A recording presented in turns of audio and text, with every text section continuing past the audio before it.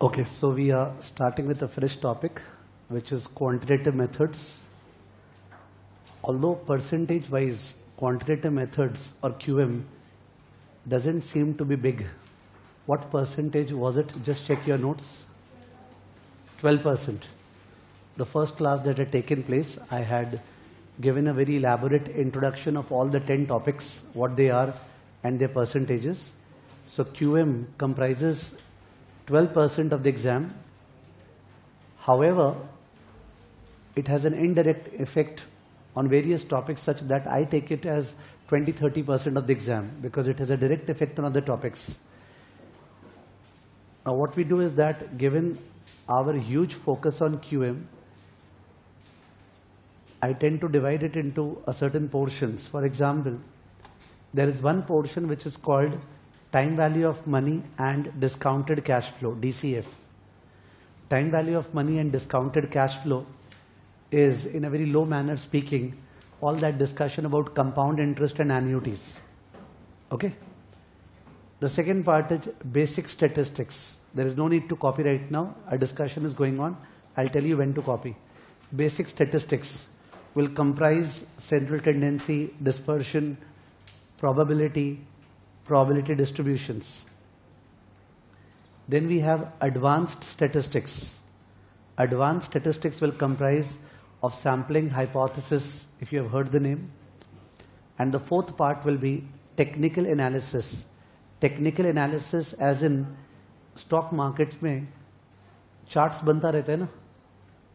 If you have happened to observe sometimes the charts of stocks, the way they are moving, how are they used for the purpose of deciding which stock will go up, which stock will go down? That is technical analysis. So these are the four portions in which we divide the curriculum. We are going to start with this one, okay, TVM and DCF. So you may now start writing. Please write down. Quantitative methods.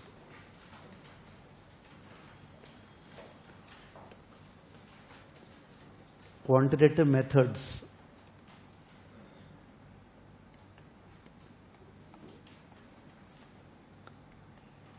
Okay, and within quantitative methods, the first is TVM and DCF, time value of money and discounted cash flow. Let's write short form only right now. TVM and DCF.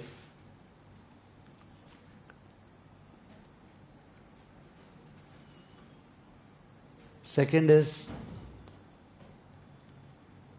basic statistics. Basic statistics. Third is advanced statistics. Advanced statistics. And the fourth is technical analysis.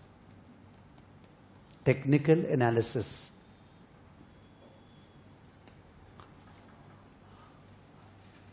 Okay.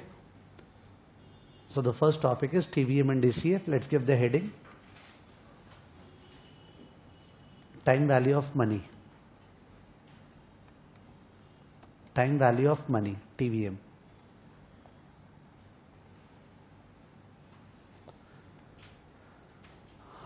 Okay. So just to ensure normal common sense instinct in this topic, I am asking you a question. The question is, there are two projects, Project A and Project B. Abhi copy nahi karna hai, discuss ho raha hai. Project A and Project B, which a company has to choose between. They are mutually exclusive. इसका मतलब इन दोनों में से एक project चुनना है. I hope project word से communicate हो रहा होगा. Big investments to be made in either in A or in B. Mutually exclusive, दोनों में से एक. The cash flows of the two projects are as follows. Project A में the firm has to invest $500 million. First year inflow will be 300. Second year inflow will be 200. Third year 100. Project B में $500 million. First year inflow will be 100. Second year 200. Third year 300. Two projects, A and B.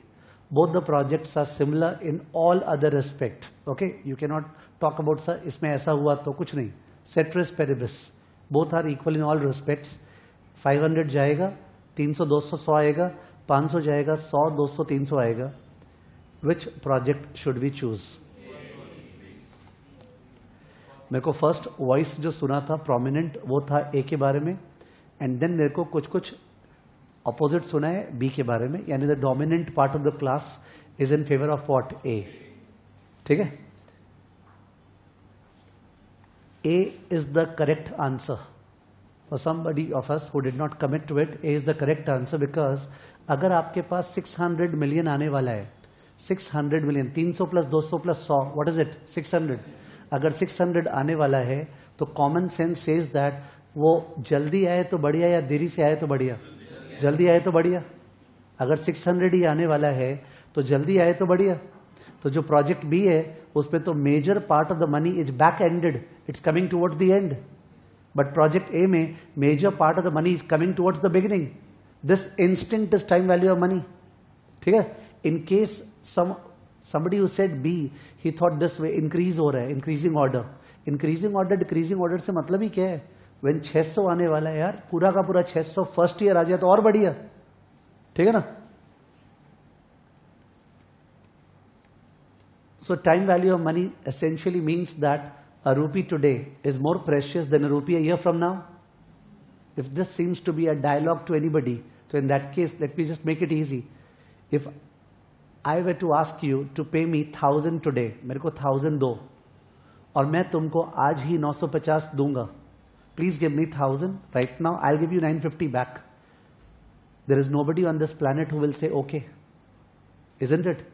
Give me 1000, I'll give you 950 back. Why? But there would be many people who would perhaps agree that give me 950 today, I'll give you 1000 after 1 year. तुम 950 दो, तुमको 1000 एक साल बाद देंगे। In fact मेरे को और एक बीच में बोलना चाहिए था, give me 950 today, I will give you 950 after 1 year. Will you agree? No, illogical. Give me 950 today, I will give you 950 after 1 year. Stupidity, why would you? ठीक है, but if you give me 950 today, I will give you 1000 after 1 year, you may agree. You can not say sir I will, because 950 और 1000 के बीच में एक 500 extra मिल रहा है। What's the percentage? Calculator please. अरे sorry 50, मैंने क्या बोला था? 950 और what figures I used? 950 and 1000. Sorry, 50 extra मिल रहा है. So 50 divided by 950 is what percentage? More than 5%. 50 by 950 मेरे example में is what percent? Exactly please. 50 by 950 into 100 is what percent? 5.26%. 5.26%. अपने में से बहुत जन को 5.26% हो सकता है सूट नहीं करेगा। You're getting a 5.26% return from an Indian mentality point of view. Does 5.26% seem to be high or low? Low. From an Indian point of view, definitely 5.26 seems to be low. I'm talking about common sense because India में average में inflation ranges around 4.5-5%.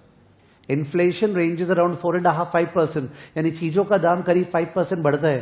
तो in that case, if you are giving me 950 today and I'm giving you 1000 after 1 year, actually the purchasing power of 1000 after 1 year will be the same as the purchasing power of 950 today. In case somebody did not get it, 950 से आज जो सामान खरीद सकते हैं, एक साल बाद 1000 रुपया से वही सामान खरीद पाएंगे। Ultimately, मनी का तो वर्थ है सामान ना। Ultimately, what goods you can buy, the purchasing power. So it is same. Actually, you are getting a 0% return. अगर 5.26% inflation हो गया, तो what return have you earned in 1 year? Zero. Nothing. In terms of real purchasing power. Whatever. So, time value of money का मतलब है money standing at different point of time. Money standing at different point of time. 200 over here. 190. Sorry. 200 over here, 200 and say 30 over here, 290 over here. 3 option है। आपको या तो 200 मिलेगा 1 साल बाद, या 230 मिलेगा 2 साल बाद, या 290 मिलेगा 4 साल बाद, 200 1 साल बाद, या 230 2 साल बाद, या 290 4 साल बाद। इन तीनों में से एक आपको चुनना है। ठीक है, कौन सा चुनेंगे? यहां पे देखा जाए तो फाइट है। There is a fight, isn't it? Nobody can say that's obvious है, ये वाला बढ़िया है. Am I correct?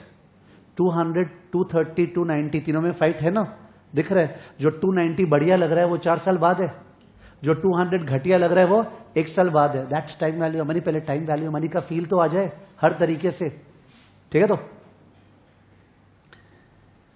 So time value of money is all that talk about interest rate. Interest rate, interest rate is the price of money. It is the price of money.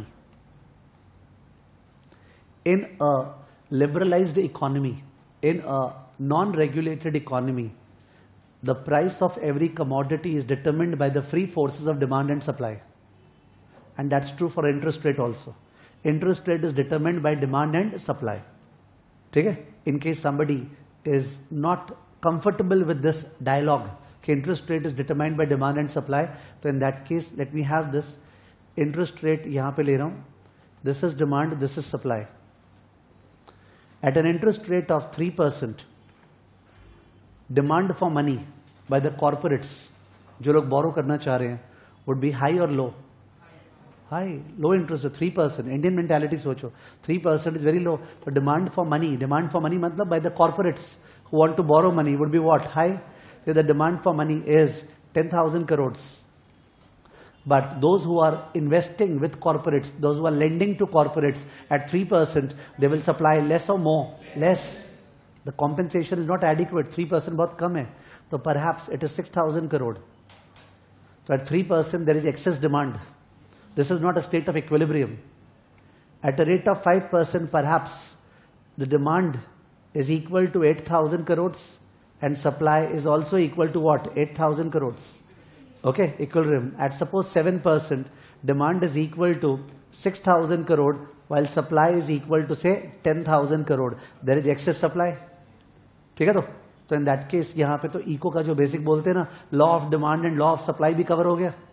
Law of demand states that higher the prices, quantity demanded falls, same चीज. But we are not talking about over here bread and butter and stuff. We are talking about money. ठीक है? It's equally applicable. So interest rate is determined by the demand and supply of money. Is that okay? Because understand, अपना जो exam है उसमें English language, dialogues, statements are irrelevant. कोई मतलब ही नहीं है. ठीक है? कि आपको बोलना आता है interest rate is determined by demand and supply of money. आपको feel करना पड़ेगा. Multiple choice पे दिख जाएगा वो कैसे feel काम आएगा. ठीक है ना? Okay. So interest rate is determined by the demand and supply of money. Now, I'm talking from the point of view of investor, as in saver. एक बार अपने lenders का बात करें. आप लोग अपना पैसा लगाना चाह रहे हो. You're going to lend money. You're going to buy a share. You're going to buy a bond. You're going to buy a property. You're going to buy a real estate. You're going to buy a commodity. If you do any of these things, जो मैंने बोला अभी fast, buy a share, buy a bond, buy a commodity, buy a real estate, you are parting with money. You are parting with what? Money. Okay? You will not part with money unless and until you expect a certain rate of return. Okay? That rate of return is interest. That rate of return is interest. So in that case, given a choice between a government bond versus another government bond, there are two government bonds. Government bond A, government bond B. दोनों में difference क्या है सुन लो. Before I speak that, by chance bond clear नहीं हो रहा है तो bond का मतलब समझना. एक बार 1 year का बॉन्ड है, कितने साल का? 1 year का. इफ यू पे a certain amount right now, you will get that amount plus something a year from now. Is it okay? 1 year bond है, 1 साल बाद आपको उससे ज्यादा मिलेगा. 1 year बॉन्ड है. Bond A is a inflation protected bond. What bond? Inflation protected bond. The word inflation protected itself generates some instincts. ठीक है? Bond B has no such inflation protection. Bond B is a bond. It does not provide any protection against inflation. Protection against inflation का मतलब समझ गए होगे. As a lender or investor, everybody is affected by inflation. Because you are lending your money today and that money has a certain purchasing power. You can buy certain goods. But when you get the money later, at that time, prices of goods may go up. ठीक है, you don't know by how much, there is uncertainty, but if it goes up too much, inflation बहुत ज्यादा हो गया, you will repent यार क्यों पैसा फालतू में दिया अपने कमती इंटरेस्ट पे, देखना इन्फ्लेशन ही ज्यादा हो गया। वो जो अनसर्टेनिटी आपके माइंड में चल रहा है, that is purchasing power risk. What risk? Purchasing power risk और इन्फ्लेशन रिस्क, ठीक है ना। बॉन्ड ए, गवर्नमेंट बोल रहा है जो लोग भी ये बॉन्ड बाई कर रहे हैं उनको इन्फ्लेशन का चिंता नहीं करना है, because it is what, inflation protected. यानी if I am the government, I am saying that please when you are lending to me via bond A, you don't worry about inflation, because whatever inflation takes place in the year, which I also don't know, whatever inflation will take place, I will give you that inflation together with some return. Inflation जो भी हुआ मैं separately दूंगा, तो please अभी मन में ब्याज सोचते समय यार कितना रिटर्न मांगे, इन्फ्लेशन का मत बोलना, ठीक है, कि इन्फ्लेशन हो गया तो don't talk about it, because I am going to give you inflation separately ना। बट बॉन्ड बी में गवर्नमेंट क्या बोल रहा है, you give me a certain money, I give you a certain money plus something extra after 1 year, ठीक है। तो and remember, I am not concerned about your inflation. जो इन्फ्लेशन है वो तुम मन में सोच लेना, मतलब मेरे को मत बोलना कि सर इन्फ्लेशन इतना हो गया आपको ज्यादा देना चाहिए। Are you understanding the story? तो इन दैट केस किस बॉन्ड से मन में सोचते हुए you will demand a higher return? आप मन में सोच रहे हो यार 1000 रुपया देते हैं, इंटरेस्ट चाहिए, तो किस बॉन्ड से you will demand a higher return? B से, ऑब्वियस है, ठीक है, बी से you will demand a higher return, दोनों गवर्नमेंट बॉन्ड है, ठीक है। बी से you will demand a higher return because वहां पे तुम्हारे मन में इन्फ्लेशन भी आना चाहिए। तो तुम्हारे मन में क्या चल रहा है कि यार इन्फ्लेशन मेरे ख्याल से 6% होने वाला है और उसके अलावा मैं अपना पैसा सैक्रिफाइस कर रहा हूं, 2-3% तो और चाहिए, तो मन में क्या आ गया, 8 लो। जबकि बॉन्ड ए में क्या आया, इन्फ्लेशन का चिंता है नहीं यार, तो 2-3 क्या आया, 2-3%, थिंक इंस्टिंक्टिवली, ठीक है ना। ये जो बॉन्ड ए से जो रिटर्न है, बॉन्ड ए से जो रिटर्न है उसको अपने बोलते हैं risk free real rate of return. Risk free real rate of return, 2 adjectives use किया है, एक तो रिस्क फ्री और एक रियल, रिस्क फ्री और एक रियल। फर्स्ट वाला तो इतना इजी है समझने में कि मैंने उसका कोई इंट्रोडक्शन बांधा ही नहीं। Risk free, you are lending to the government, you are lending to the government, तो basically risk of default is there or not there? Not there, because the government has printing power. Okay, it can print money and return it back.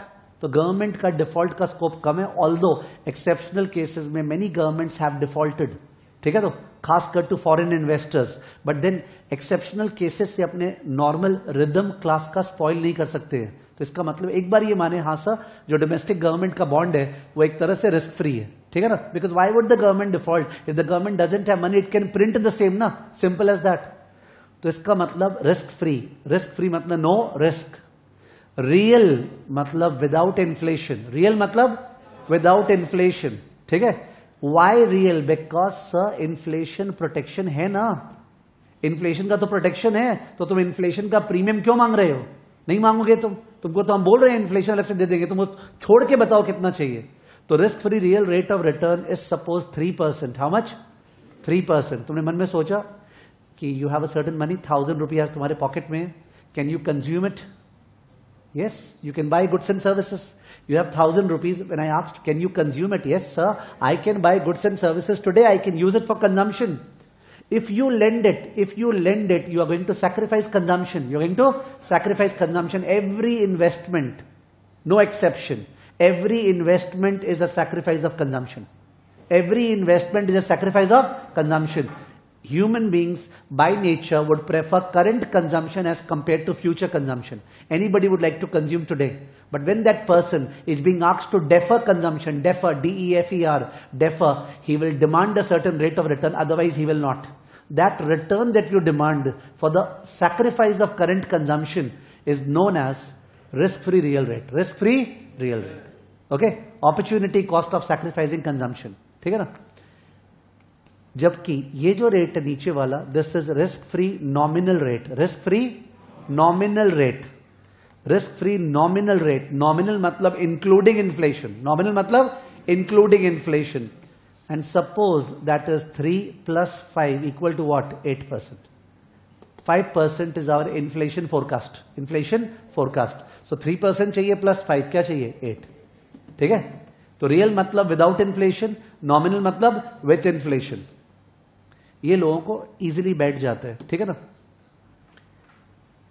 But कब कौन सा use करना है वो clear हो जाए। एक तो क्लियर हो चुका है, when there will be inflation protection, when there will be inflation protection, you are investing in a certain place but you are protected against inflation, which rate is to be used, real और nominal? Real.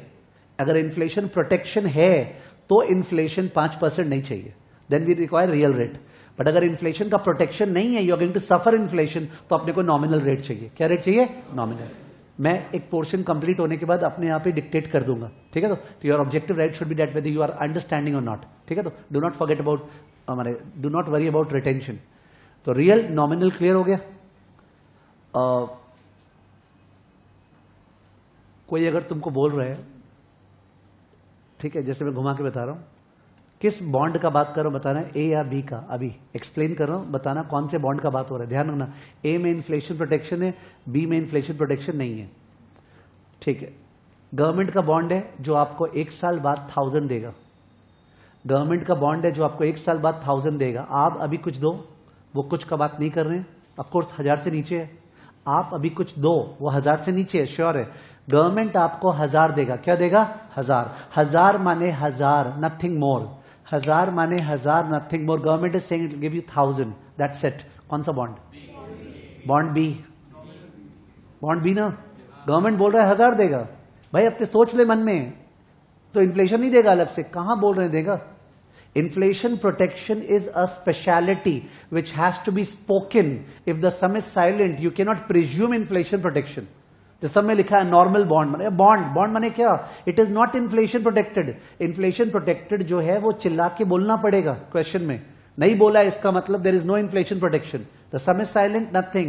आपको 1000 मिलने वाला है, आपको 1000 मिलने वाला है, तो आपको कितना चाहिए? 3 या 8? 8% इज ओके। 8% का मतलब आपको 1 रुपी के बदले 1.08 चाहिए। Is it okay? 1 रुपी के बदले 1.08 चाहिए। उल्टा बोलूं तो x रुपीस के बदले x इंटू 1.08 चाहिए। Is 1.08 okay with you all? Because normally जो हैबिट है लोगों का करना, x plus 8% of x। If I am giving x, तो x plus 8% of x, but उसका स्पॉन्टेनियस फीलिंग क्या है? x इंटू 1.08, x इंटू, माने ये जो मैथ्स में ये जो 1 प्लस आर है ना, ये बहुत इंपॉर्टेंट है। तुम्हारा एक जनरल पिकअप 1 प्लस आर का, I will call it interest rate factor. Interest rate factor, थोड़ा सा 2 मिनट टाइम वेस्ट कर रहा हूं, बट एक बार रिक्वायर्ड है।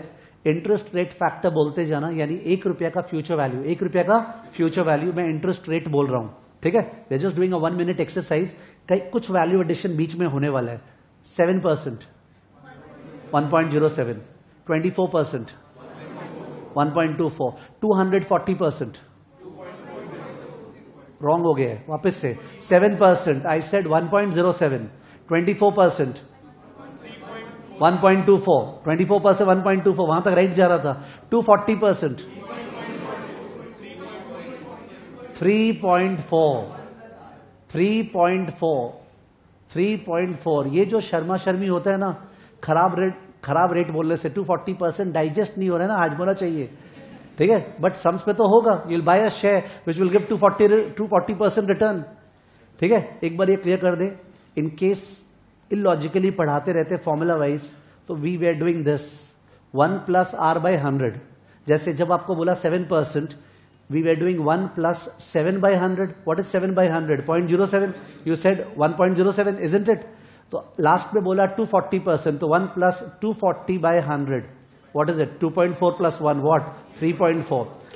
खराब तरीका ये बताने का, ये जो तरीका बताया मैंने, इससे इंस्टेड बढ़िया तरीका क्या है? अगर कोई चीज 240% रिटर्न है, तो इसका मतलब अपना पैसा 340% बन जाएगा, बिकॉज जो पैसा है मेरा वो तो 100% है, ठीक है? अगर कोई चीज में 240% रिटर्न है, मतलब वो पैसा 340% बन जाएगा। What does 1 plus R show? आपका पैसा कितना टाइम्स बन जाएगा? कितना? Look at this tone, the times. Your money will become how many times of what it is today? 1.07 actually times. Whatever money is that will become 1.07 times, 1.24 times, तो in that case 3.4 times, ठीक है? Whatever way you get it. I am continuing my lecture. 10% का मतलब 1.1, 20% का मतलब 1.2, 25% का मतलब 1.25, minus 5% का मतलब 0.95। फिर से शर्माना नहीं है, -5% है 0.95, मतलब आप जो रुपया लगा रहे हो वो 5% डूब जाएगा, 5% डूब जाएगा तो बचेगा क्या? 95%। ठीक है। मल्टीपल चॉइस एग्जामिनेशंस में थोड़ा सा एक गट फीलिंग चाहिए होता है, उसके लिए nobody can do all this decoration in the exam hall. In fact in the exam, let me explain to you, you get an OMR sheet, OMR sheet मिलेगा ना आंसर मार्क करने के लिए, उसके अलावा you get nothing, you don't have an extra sheet to work, कोई rough sheet ये वो कुछ भी अलाउड नहीं है। हाँ, क्वेश्चन पेपर जो है, क्वेश्चन पेपर वो तो मिलेगा, तो अब उसके अंदर गंदगी कर सकते हैं, होता है ना, स्क्रिबल करना, रबर करना, तो फिर रबर ही करते रह जाएंगे वहां पे। You understanding? 120 क्वेश्चन में कहां कहां लिख के रबर करेंगे? तो अपने क्लास में पढ़ाने का जो स्टाइल होता है इज मन में चल रहा है सारा कैलकुलेशन और दूसरा कैलसी पे चल रहा है।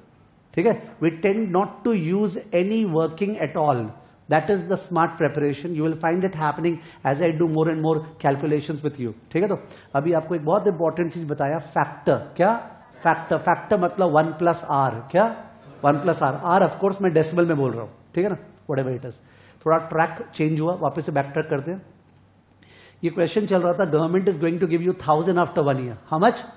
1000. 1000 means 1000. You understood? It's a inflation protected bond or it's a normal bond.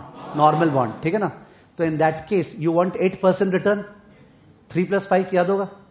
तो x के बदले you want x into 1.08. This means x into 1.08 equal to what? 1000. So x equal to what? 1000 divide by 1.08. यह है ना? 1000 divide bye 1.08 क्या आ रही है? 925. बताओ प्लीज।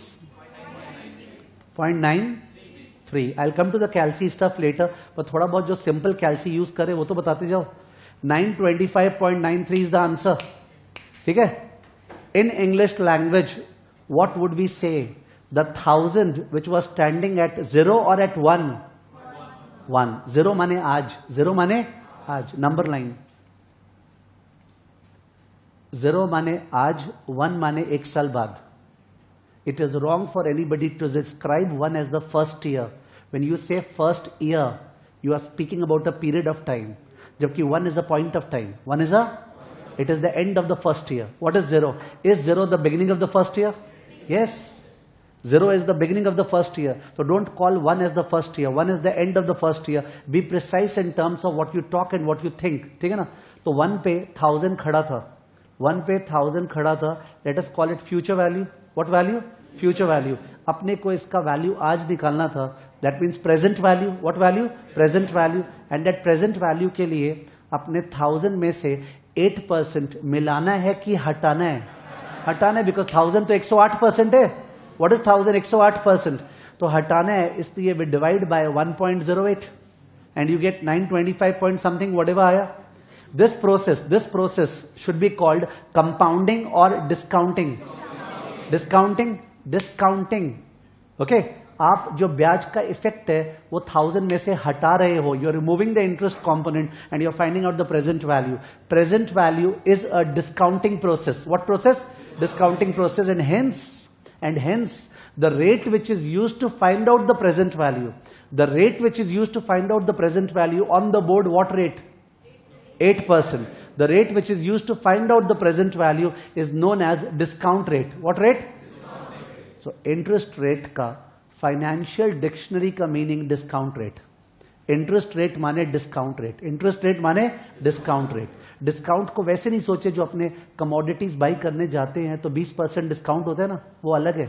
बिकॉज वो अगर बात करें से 1000 का एक सामान खरीदने गए और 20% डिस्काउंट है, वो 20% तो 1000 पे होता है. समझ गए? जबकि यहां पे जब 1000 को पुल कर रहे हैं तो 1000 is 120%. We are doing 1000 divide by what? 1.2. ठीक है. तो डिस्काउंट रेट, इंटरेस्ट रेट. ठीक है. तो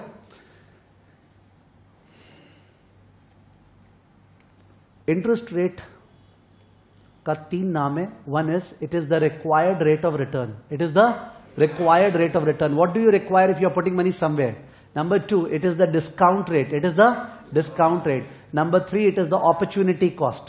It is the opportunity cost. If you invest at one place, और उल्टा बोलते हैं, if you consume your money, आपके पास 1000 है, you decided to consume. but you could have earned 8%. You could have earned 8%. You're losing the opportunity to earn 8%. If you consume, you lose the opportunity to earn 8%. एक तरह से 8% is an opportunity cost. It's an opportunity cost. ठीक है? तो interest rate is an opportunity cost. Interest rate is the required rate of return. Interest rate is the discount rate. ठीक है? Check कर रहा हूं, एग्जाम्पल दे रहा हूं, इसमें कौन सा वर्ड यूज होना चाहिए बताना है. 3 वर्ड से, required rate of return, discount rate, opportunity cost. 3 word में से एक आंसर होगा. क्वेश्चन दे रहा हूं, आपको बताना है कौन सा वर्ड यूज करना चाहिए. तीनों का फील कर लो. रिक्वायर्ड रेट ऑफ रिटर्न, मेरे को कितना रिटर्न चाहिए हिंदी में. डिस्काउंट रेट, पैसा एफवी खड़ा है, एफवी, उसका प्रेजेंट वैल्यू लाने के लिए डिस्काउंट रेट चाहिए. डिस्काउंट रेट वहां पे काम आया था, to do the present value of a future value. And तीसरा था अपॉर्चुनिटी कॉस्ट. ठीक है, ऑल्टरनेटिव अपॉर्चुनिटी में जो लूज कर रहे. ठीक है, तो you plan to travel to UK after 1 year, next year summers UK आप जाओगे, and you have sorted out that the amount required for the travel would be ₹12 lakhs. How much? 12 lakhs. All your shopping everything 12 lakh लगेगा next year summers में UK जाओगे तो. In that case अभी अपने कितना पैसा साइड करें. Side करें का मतलब उसको अलमारी में नहीं रखेंगे, उस पैसे को एक 1 ईयर के बॉन्ड में लगा देंगे. 1 ईयर के बॉन्ड में लगा देंगे जिससे वो 12 लाख बन जाए, जिससे वो 12 लाख बन जाए. वो जो रेट यूज होगा, ठीक है, वो rate is which rate? Discount rate. Discount rate. वैसे तो तीनों चीज सेम है, वो रिक्वायर्ड रेट भी, अपॉर्चुनिटी कॉस्ट भी है, बट जब बात आई गया तीनों में डिस्टिंग्विश करने का, जब भी एक फ्यूचर अमाउंट दिया हुआ है और अपने पूछ रहे बताओ उसके बदले आज कितना साइड करना पड़ेगा, यानी you are finding out the present value of the future value, then the rate which is being used is called what? Discount rate. It is not a very big thing, but मेरे को तो curriculum for the CFA curriculum I have to teach what is there ना. तो इनका जो first learning outcome statement है LOS, ठीक है, वो LOS है, describe interest rate as required rate of return, discount rate and opportunity cost. I am 99.99% sure that this LOS is not testable because this is like time pass. होता है ना, चालू किया तो शुरू में एक बार LOS दे दी है, because ये कोई ग्रेट थिंग नहीं है, बट अपने को तो हर एक चीज को करते हुए आगे बढ़ना है ना. तो डिस्काउंट रेट कब वर्ड यूज करते हैं? जब कोई भी चीज FV का क्या निकालते हैं? PV. ठीक है, तो जबकि जो शुरू में टोन चल रहा था ना, ये जो टोन चल रहा था, हैव अ लुक, ये जो टोन चल रहा था, 2 बॉन्ड है, bond a bond B. Bond A inflation protected है, बॉन्ड बी जो है वो क्या है? नॉर्मल बॉन्ड, और दोनों गवर्नमेंट बॉन्ड है. तुम बताओ तुमको क्या रिटर्न चाहिए? तो तुम्हारे मन में चला सर गवर्नमेंट बॉन्ड है, रिस्क तो है नहीं, I don't require risk premium, I don't require risk premium. फिर चला सर बॉन्ड है तो इन्फ्लेशन प्रोटेक्टेड है, I don't want inflation premium, I just want the क्या बोलते हैं कंजम्पशन के बदले जो सैक्रिफाइस हो रहा है. एक तरह से ये जो आपने सोच साच के बोला, this was required rate of return. What was it? When you think about how much should you demand, ठीक है, तो यार ये है, ये मेरे को इतना और चाहिए, इतना और चाहिए, तो रिक्वायर्ड रेट ऑफ रिटर्न. और अपॉर्चुनिटी कॉस्ट कब होगा ना? जो कंपेयर करेंगे. For example, there is a particular stock, it's a cement stock. What stock? Cement stock. Cement is okay with us. It's a large cap stock. What stock? Large cap मतलब उसका market capitalization, market number of shares into share price is more than 50,000 crores. It's a large cap cement stock, and that stock, that company is concentrated in South India. Which part? South India. तो मैंने 3 characteristic उस company का दिया. Number 1 वो cement company है, number 2 वो large cap है, number 3 वो साउथ इंडिया में. ठीक है, तो you can earn a return of 22% if you invest in that stock. 22% आप कमा सकते हो एक साल में. If you put 100, it will become 122, it seems. Now, if you are thinking about another stock, एक दूसरा सीमेंट स्टॉक, एक दूसरा सीमेंट स्टॉक है जो कि लार्ज कैप है और जो कि साउथ इंडिया है, तो इन दैट केस वो स्टॉक का बता रहा हूं, अगर वो स्टॉक बाई करते हो तो क्या होगा सुन लेना. आज से 1 साल बाद तुम्हारा फोरकास्ट है that company will pay a dividend of 27. How much? 27 rupees dividend मिलेगा. You become a share holder today ना, you will get 27 rupees DPS, dividend per share, and you expect the share price will be 2040. How much? 2040 year from now. 1 साल बाद share का दाम 2040 होगा, उसको बेच सकते हैं. और अपने को डिविडेंड मिलेगा 27, तो इन दैट केस अपने सोच रहे हैं कि इस शेयर के बदले अपने आज क्या पे करें, व्हाट शुड बी पे today for the share price today. तो ऑब्वियसली ये रेट डिस्काउंट रेट है, नो डाउट, बट जिस तरह से आप निकाल रहे हो, सपोज वो पीवी नहीं पूछा है, वो पूछा है since similar share is giving you 22%, therefore this share से also you should demand 22%। Since a similar share is giving 22%, you should demand from this share how much, 22%। पर ये जो इस तरह से सोचे ना, सिंस ये इतना दे रहा है तो यहां भी मेरे को इतना चाहिए, ये जो सोचने का तरीका है, it is what, opportunity cost. Opportunity cost, because the opportunity cost of investing in this share is losing out the investment in that share ना, तो therefore you will demand 22%। यार मेरा opportunity cost 22% है, मैं 22% से कम तो नहीं लूंगा। हाँ, उसका जब पीवी कर रहे हैं तो वही 22% को क्या बोलेंगे, डिस्काउंट रेट। ठीक है, तो इंटरेस्ट रेट का 3 नाम है, एक है रिक्वायर्ड रेट ऑफ रिटर्न, एक है क्या, डिस्काउंट रेट, और एक क्या है, अपॉर्चुनिटी कॉस्ट। ठीक है, तो let's start writing.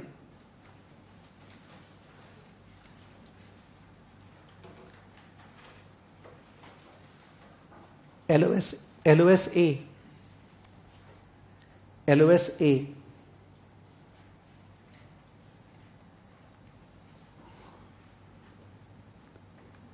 Interest rate interpretation, LOSA हो गया interest rate interpretation.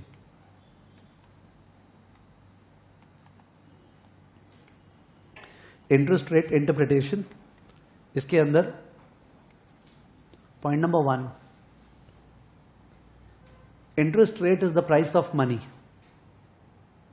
Interest rate is the price of money. Interest rate is the price of money. Full stop. It can be interpreted in 3 ways. It can be interpreted in 3 ways.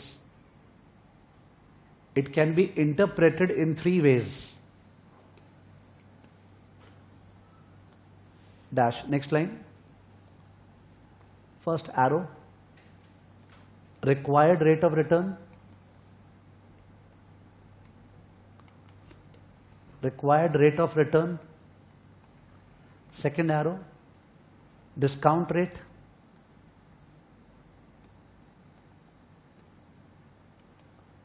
Third arrow, opportunity cost.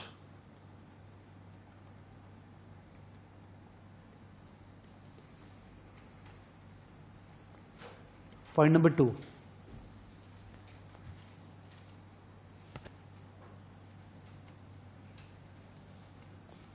Point number 2 में first bullet, given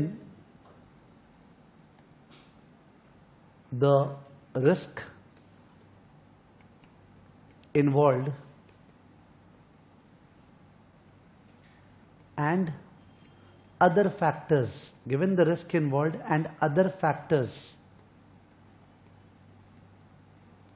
comma, I will make this investment, I will make this investment, I will make this investment only if I get a return of, I get a return of at least 14%. ये tone लिखा ना मैंने, instead of describing फालतू में required rate of return in English language, I thought to share it via a tone. यार इतना risk को देखते हुए, ये सब चीजों को देखते हुए मेरे को 14% रिटर्न चाहिए।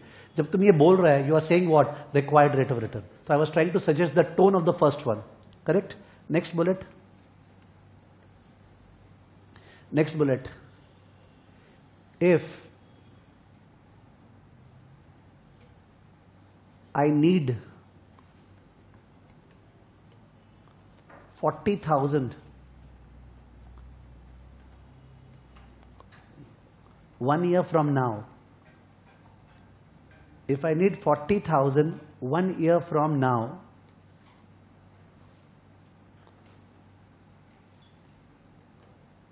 comma, the amount I need to invest today, the amount I need to invest today equal to 40,000 divided by 1.14. 40,000 divided by 1.14. Yes, please. 40,000 divided by 1.14.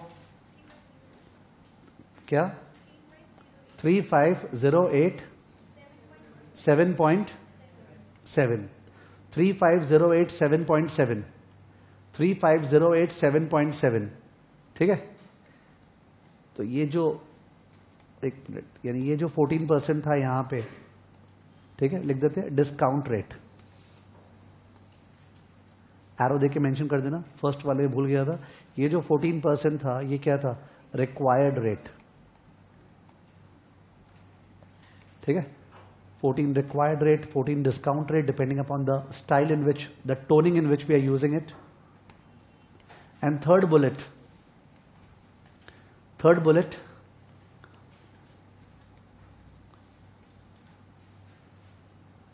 I can earn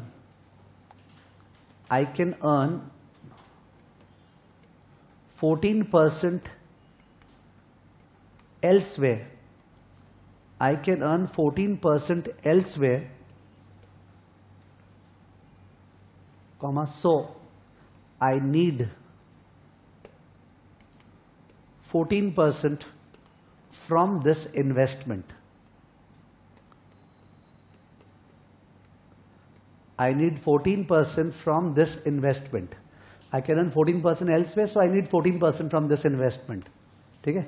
तो यहां पे जो 14 हो गया वो क्या हो गया? अपॉर्चुनिटी कॉस्ट, अपॉर्चुनिटी कॉस्ट, ठीक है।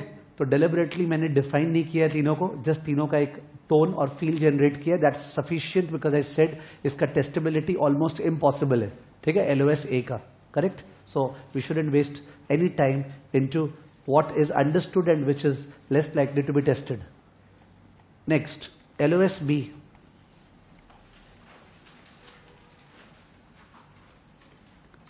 LOS B. Okay, by the way, how many people are carrying the QM book right now?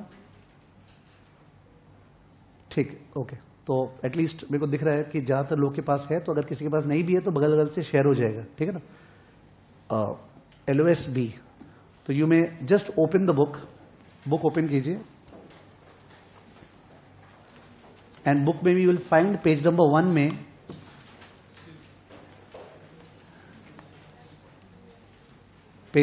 में you may pass on one book to him please. Page number 1 में आपको दिखा LOS A to F है। Page number 1 में LOS A to F, request you to just share the book in case किसी bench में book नहीं है तो आगे पीछे से शेयर कर ले। या LOS A to F आप लोग को दिख रहा होगा ना, तो LOS A मैंने करवाया, interpret interest rate as required rate of return, discount rate और अपॉर्चुनिटी कॉस्ट। इसका कमांड वर्ड क्या था? Interpret. What was the command word? You understand? इसका मतलब इससे कोई सम्स एक्सपेक्टेड नहीं है, they just wanting to generate the feel. Do you understand the words required? Okay, and this and that.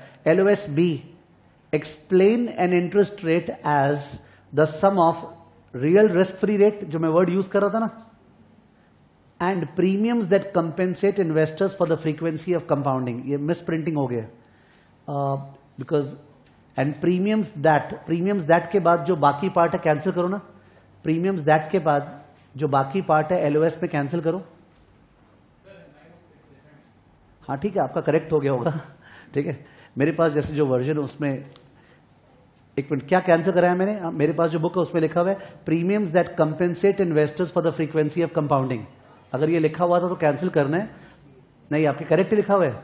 क्या लिखा हुआ आप लोग के? Premiums that compensate investors,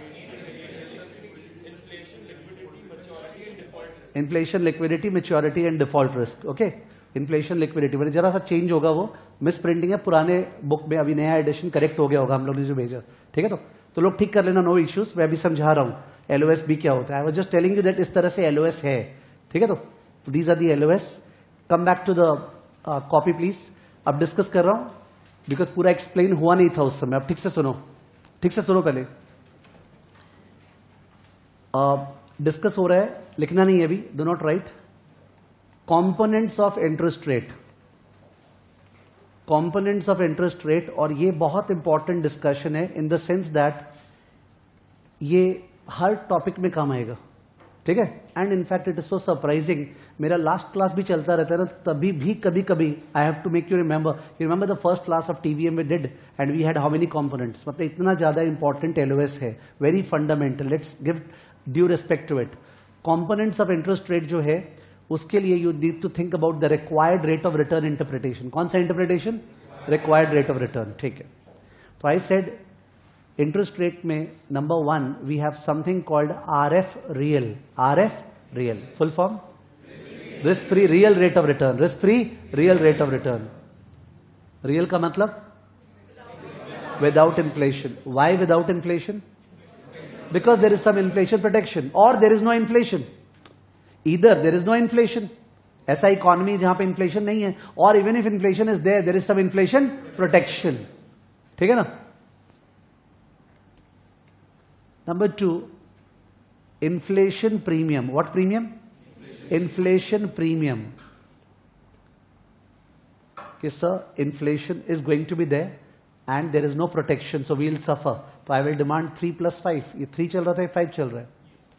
Number 3, risk premium. Risk premium. If there is risk, in that case we hate risk. ठीक है? But we are ready to take risk provided there is some extra return. So risk premium is the extra return required for bearing risk. Inflation premium is the extra return required for suffering inflation risk. ठीक है? But if there is no inflation, there is no risk premium, then we have what? Risk free real rate. इसका नाम क्या था इन दोनों को मिला के? ये 1 और 2 को मिला के नाम क्या था? Risk free nominal rate. Risk free nominal rate याद होगा. नॉमिनल आते ही मतलब इन्फ्लेशन प्रीमियम शामिल हो गया. अगर अपने 1 और 3 को मिला देना, 1 और 3 को, तो रेट जो आएगा दैट इज रियल और नॉमिनल. 1 और 3 को मिलाएं तो रेट इज रियल और नॉमिनल. रियल इन्फ्लेशन लेना नहीं है, but the rate is risk free और रिस्क एडजस्टेड. रिस्क एडजस्टेड, ठीक है. Risk adjusted, suppose let me denote this way, risk adjusted real rate. Risk adjusted real rate. I hope it is clear, ठीक है. जो first वाला है ना risk free real rate, वो तो हर इंटरेस्ट रेट में दुनिया में आएगा, क्योंकि whenever you invest are you sacrificing consumption? Yes. तो रिस्क फ्री रियल रेट तो आना ही है, उसका तो कोई डाउट ही नहीं है, ठीक है. बट इन्फ्लेशन प्रीमियम आ भी सकता है, नहीं भी, डिपेंड करता है वेदर अपने इन्फ्लेशन सफर कर रहे हैं कि नहीं. रिस्क प्रीमियम आ भी सकता है, नहीं भी, डिपेंड करता है कि अपने रिस्क सफर कर रहे हैं कि नहीं. यानी बाकी दोनों कंटिंजेंट है एंड सम्स का करेक्ट होना will depend upon whether you are taking the correct rates और नॉट, ठीक है. जस्ट टू इंश्योर दैट मैं पैरेलली नंबर्स बोलते रहूं, अपने अलग अलग मान रहे हैं कि ये 3 है, ये 5 है और ये 2 है. सही है एक बार, जिससे कम्युनिकेशन थोड़ा बेटर होगा. 3 5 2, ठीक है. तो 2 में कंफ्यूजन होगा because 3 + 2 is making 5. 3 5 and suppose this is 4.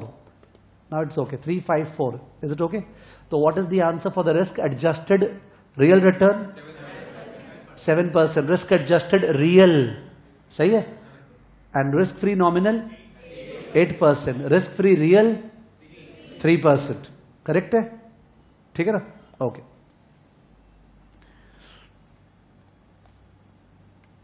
For the purpose of this LOS, there are 3 types of risk. मेरे को बोलना पड़ा for the purpose of this LOS because at different places risk is defined differently. Somewhere we go to more granular and there could be 50 types of risk. For the purpose of this LOS, there are 3 types of risk. They are, एक तो default risk. Which risk? Default risk. और अपने मन में यही चल रहा था अभी. रिस्क जब बोल रहा था तो मन में क्या चल रहा था? डिफॉल्ट. सेकेंड है लिक्विडिटी रिस्क. Liquidity risk. और थर्ड है maturity risk. Maturity risk. If we can understand the second and the third one in a unforgettable fashion, मतलब एक होता है मेरा सुन लिया, आपको समझ में आ गया, आप भूल गए, और एक होता है कभी जिंदगी में नहीं भूलेंगे, वैसा वाला। तो it's a very great asset for topics and studies to come, liquidity risk and maturity risk. So I'm trying my level best to ensure that आपके internalize हो जाए। liquidity risk का मतलब है the fact that there is a lack of liquidity, there is a LACK, lack of liquidity. We love liquidity. If liquidity is not there, I don't like it, and if I don't like it, I would demand a higher return. Why would I invest in an environment जहाँ पे liquidity is not there? So what is liquidity? Liquidity has two elements. Number one is speed, time. Number two is fair price. Number two is what? Fair price. If you can buy or sell, that is invest or disinvest. Number one, fatafat, turant. Number two, at fair value. At what? Fair value. In that case, we say that that investment is liquid. That investment is liquid. ठीक है? For instance, if we will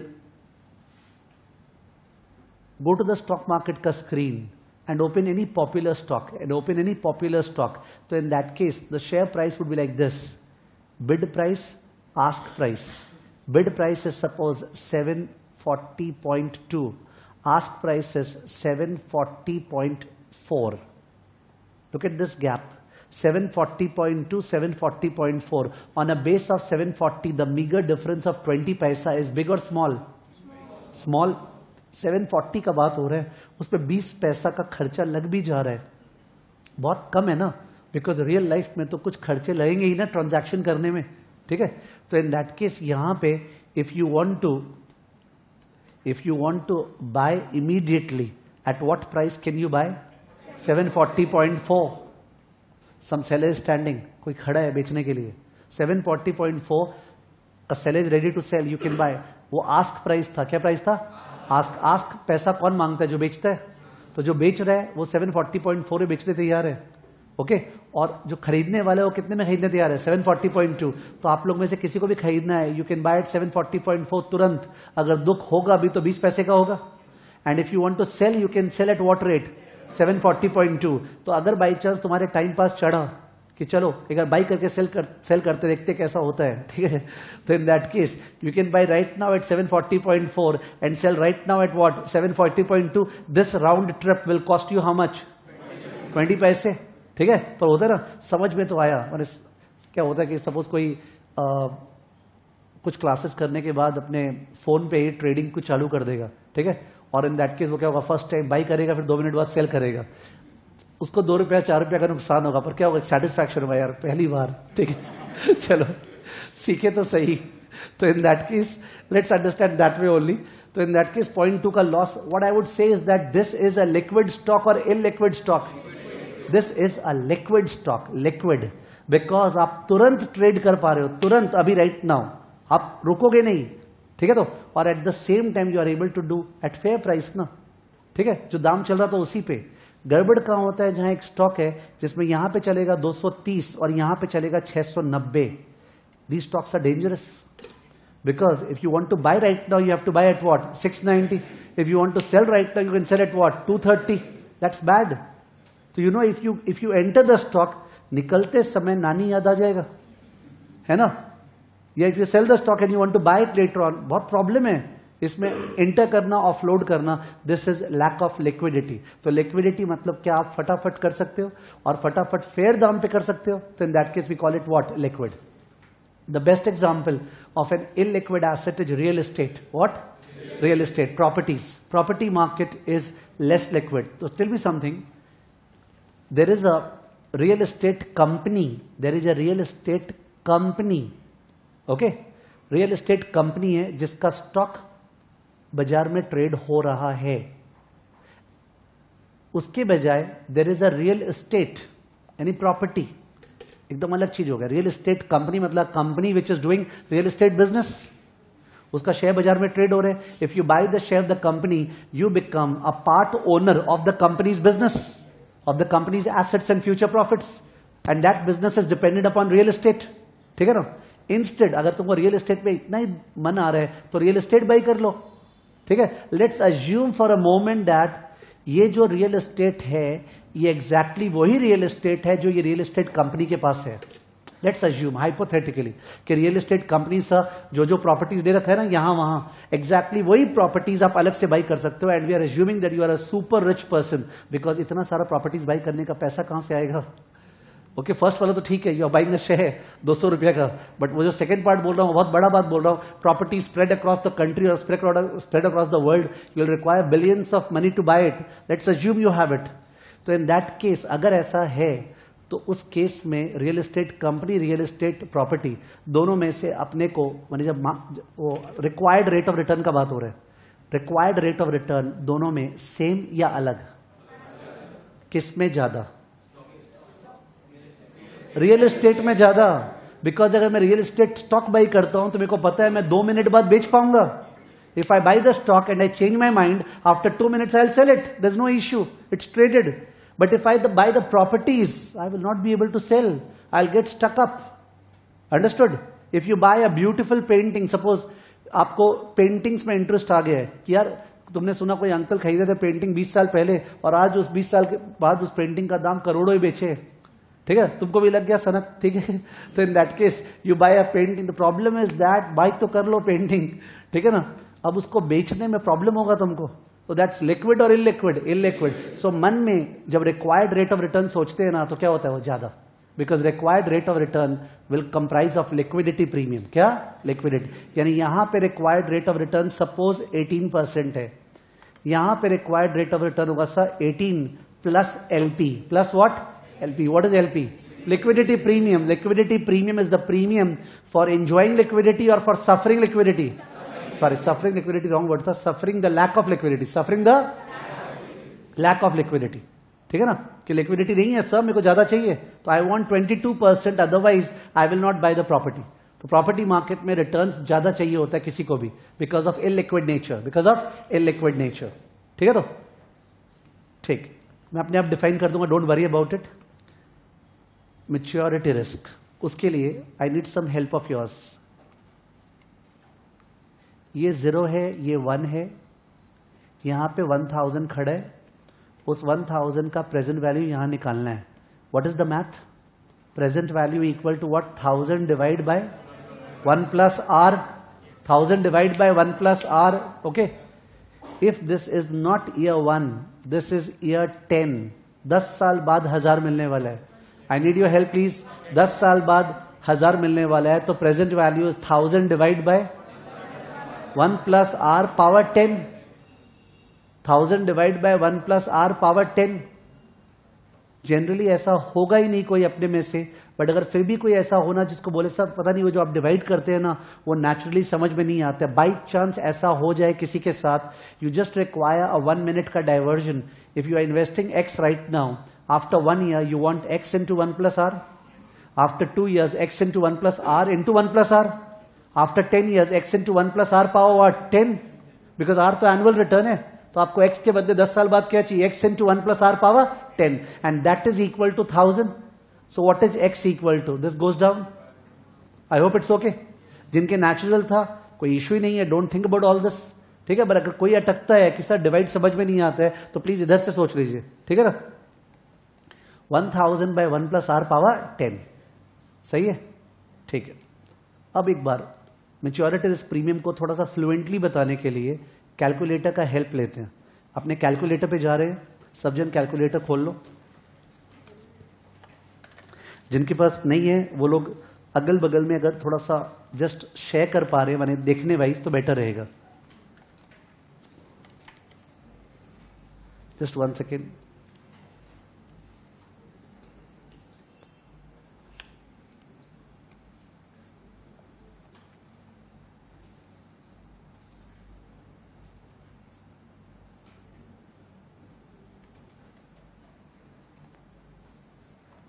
okay, so diversion हो रहा है into calculator.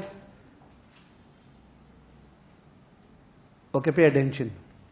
सो calculator में जैसे normal advanced calculators में होता है, एवरी की in the calculator has 2 functions, one which is printed on it, the other which is printed above it. जैसे 5 ये जैसे सपोज बेटर है, जैसे डेटा दिया हुआ है सपोज ये आपका 7 नहीं, सपोज एक डेटा है n के बगल में i बाय y दिखा, third row second column, n के बगल में i by y interest rate है, क्या है वो इंटरेस्ट रेट, और उसके ऊपर क्या है p बाय y, ओके वो पीरियड्स पर ईयर है, जैसे वो सब होता है ना, compounded 4 times a year, compounded 2 times a year, semi annually, वो सब के लिए.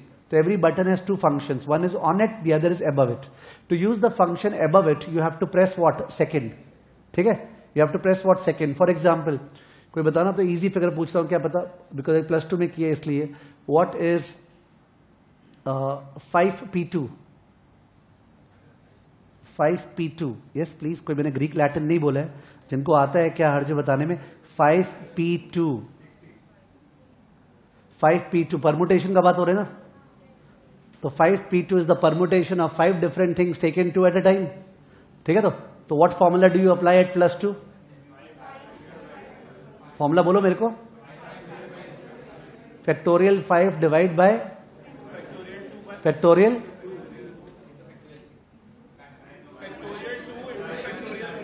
ये कॉम्बिनेशन, ये परमुटेशन है.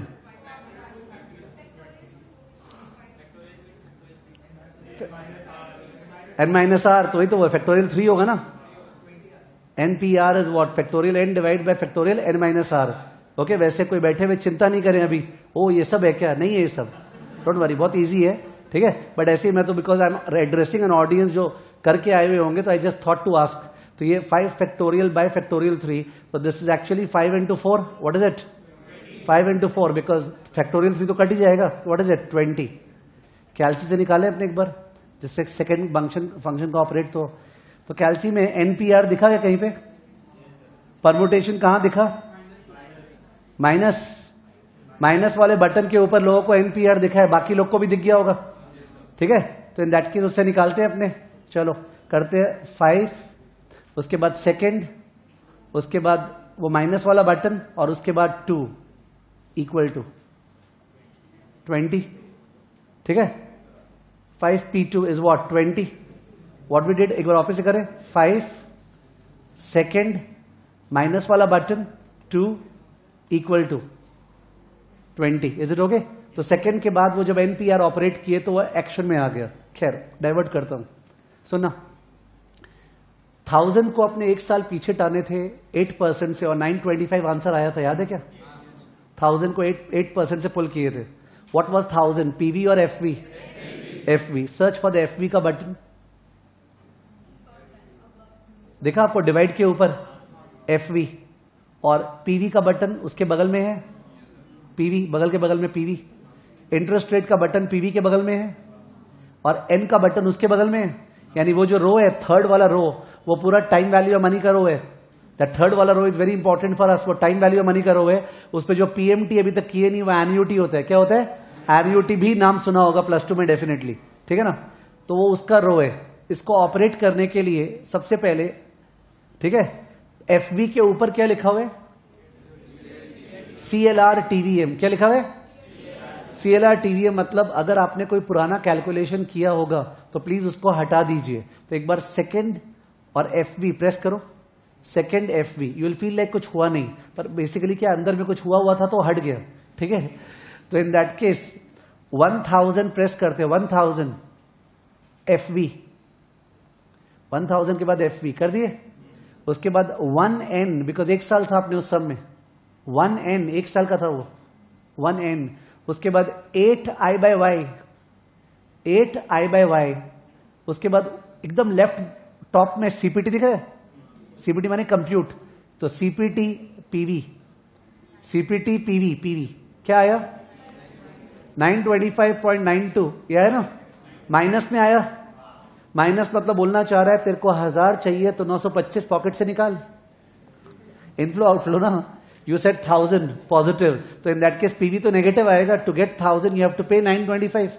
आप 1000 को नेगेटिव डालते तो इसका मतलब था 1000 चुकाना है, तो अभी कितना लें? तो 925 लेंगे.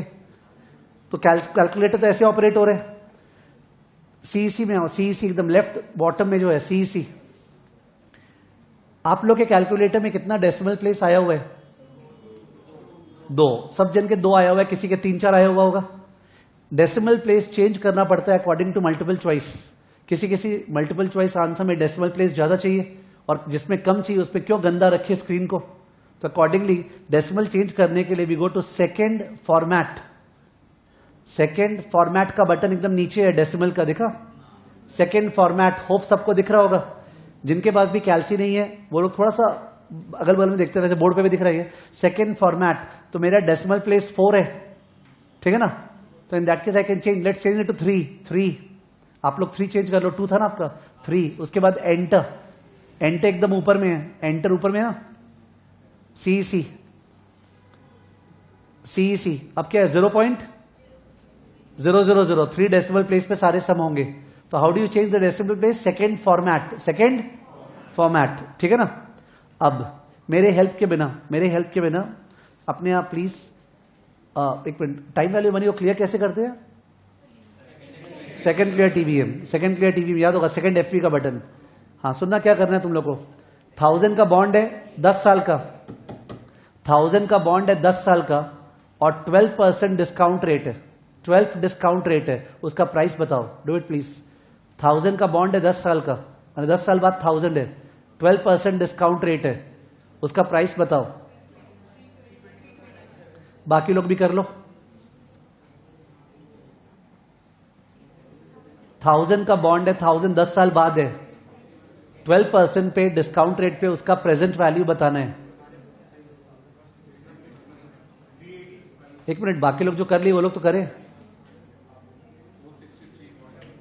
अलग अलग आंसर्स लोग बोल रहे हैं, विच इज सरप्राइजिंग।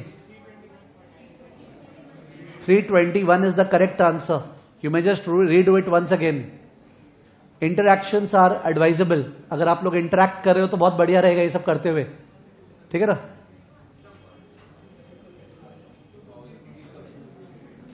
आपका आया? You got the figure 321। वहां पे लास्ट बेंच आप लोग का आया? नहीं आ रहे? यहां पे तुम लोग का फर्स्ट बेंच आ रहा है? नहीं आ रहे?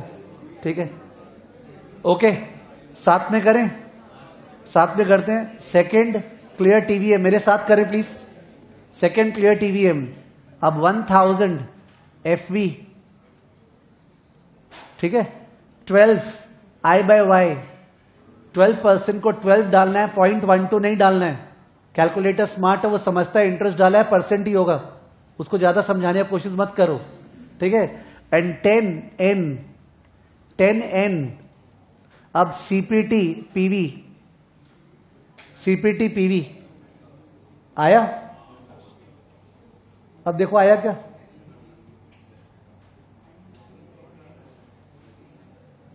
क्या आया? अब 321 आप लोग का नहीं आया।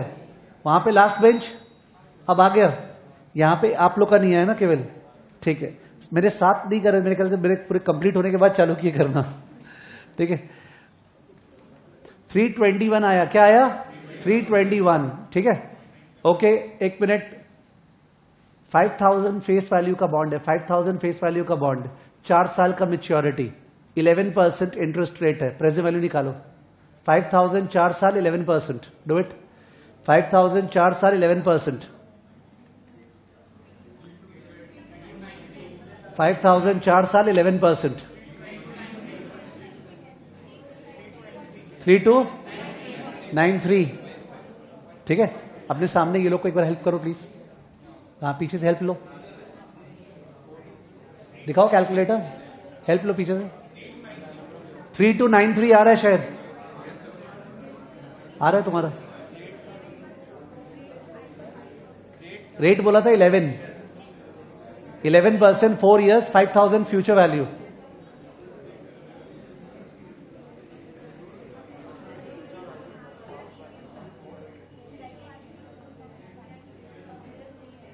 ठीक है, मैं यहां पे एक बार कर दे रहा हूं। 5000 एफवी और क्या था 4N 11 आई बाय वाई सीपीटी पीवी 3293.655 ये आया। हो गया, समझ में आ गया क्या मिस्टेक हो रहा था? ओके ठीक है, सो 3293 आया।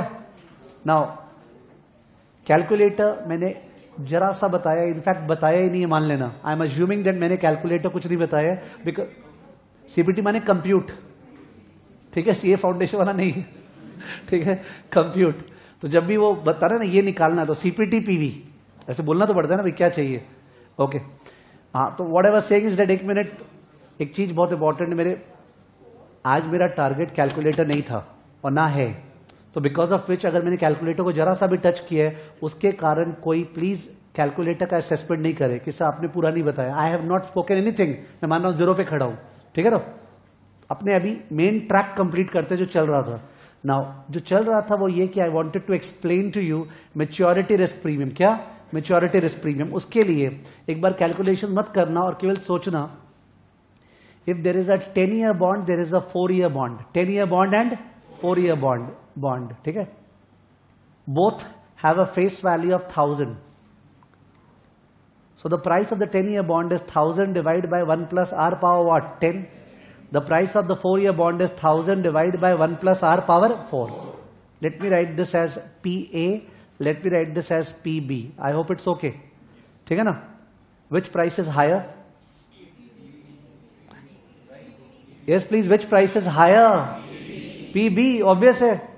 1000 को केवल 4 साल पीछे टान रहे हो. You are discounting only 4 years. उस पे तो 1000 को 10 साल पीछे टान रहे हो, उसका सारा जूस निकल जाएगा, ठीक है, 10 years वाले का। कहीं कहीं मेरे को हट के दूसरा डायलॉग देना पड़ता है, क्या करें, बहुत फॉर्मेलिटी में आ जाते ना। तो in that case PA PB दिख रहा है आपको, पीबी क्या आएगा? ज्यादा, पीए क्या आएगा? कम। नाउ मेन क्वेश्चन, ठीक से सुनना, अगर अपने सपोज आर को 8% पुट किए, ठीक है ना, और आपने प्राइस निकाल लिया, प्लीज एक बार निकालना मत बिकॉज इंटरप्शन हो जाएगा। 8% से प्राइस निकाल लिया, आंसर आ गया। इंटरेस्ट रेट, जो मेरा डायलॉग था क्लास के शुरू में, in a deregulated environment is determined by what? Demand and supply. तो इंटरेस्ट रेट रिमेन्स कांस्टेंट और it keeps on changing because government of India is not fixing interest rate keeps on changing. तो interest rate if it changes to 8.1%, 8.1%, तो कैलसी में करना मत अभी, अपने 8 के बदले 8.1 आई बाय वाई डाले। इसका मतलब वो जो 1000 1.08 से पुल हो रहा था, अब 1.081 से पुल हो रहा है। वो ज्यादा रेट से पुल हो रहा है या कमती रेट से पुल हो रहा है? ज्यादा। I hope pull word is okay with you, टन रही तो है। तो इन दैट केस इस बार जो पीए पीबी का दाम आएगा वो ज्यादा आएगा या कम आएगा? कम आएगा। You are discounting it more, 8.1% का इफेक्ट हटा रहे हैं। You can see the math also, नीचे में 1.08 के बजाय 1.081 से डिवाइड करें, ज्यादा से डिवाइड करें तो आंसर तो कम आएगा ही। Any logic, but logic is better.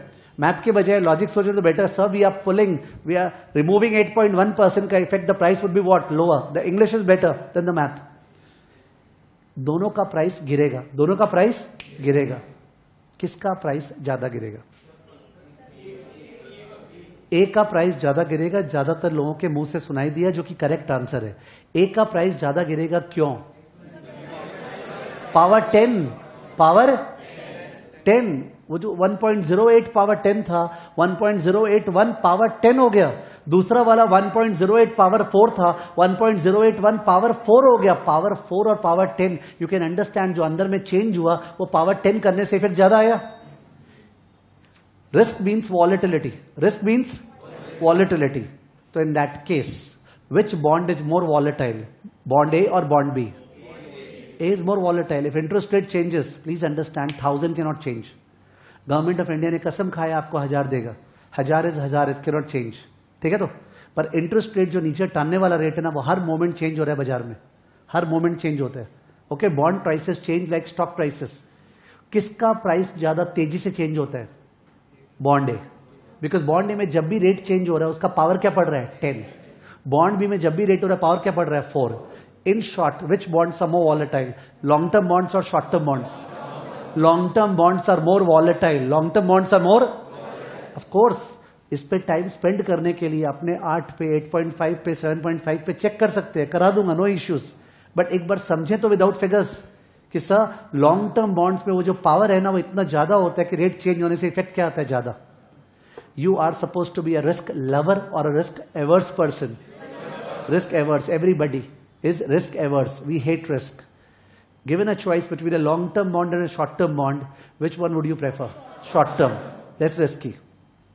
Long-term is more risky. It's more volatile. More volatile. Therefore, I will buy a long-term bond only if I get what? Higher return.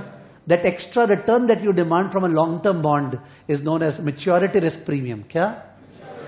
Topic था maturity risk. Maturity risk comes from the word maturity. तो maturity समझाना चाह रहा था कि जो भी long term है वो ज्यादा वॉलेटाइल है, जो शॉर्ट टर्म है वो कमती वॉलेटाइल है. तो हम ज्यादा वॉलेटाइल में क्यों जाएंगे? हम तो तभी जाएंगे जब मेरे को रिटर्न क्या मिलेगा? ज्यादा. ठीक है. तो वो एक्स्ट्रा रिटर्न को बोलते हैं मैच्योरिटी रिस्क प्रीमियम. तो 3 वर्ड था. एक है डिफॉल्ट रिस्क प्रीमियम. मतलब सर एक बार डायरेक्टली ट्राई कर रहा हूं, क्या पता पिकअप हो जाए तुम लोग का. एक AAA कंपनी है और एक BB कंपनी है. Any view anybody? Rating, credit rating का बात कर रहे हैं. एक AAA कंपनी है. AAA कंपनी, AAA सुनने से क्या लगा? हाई रेटिंग या लो रेटिंग?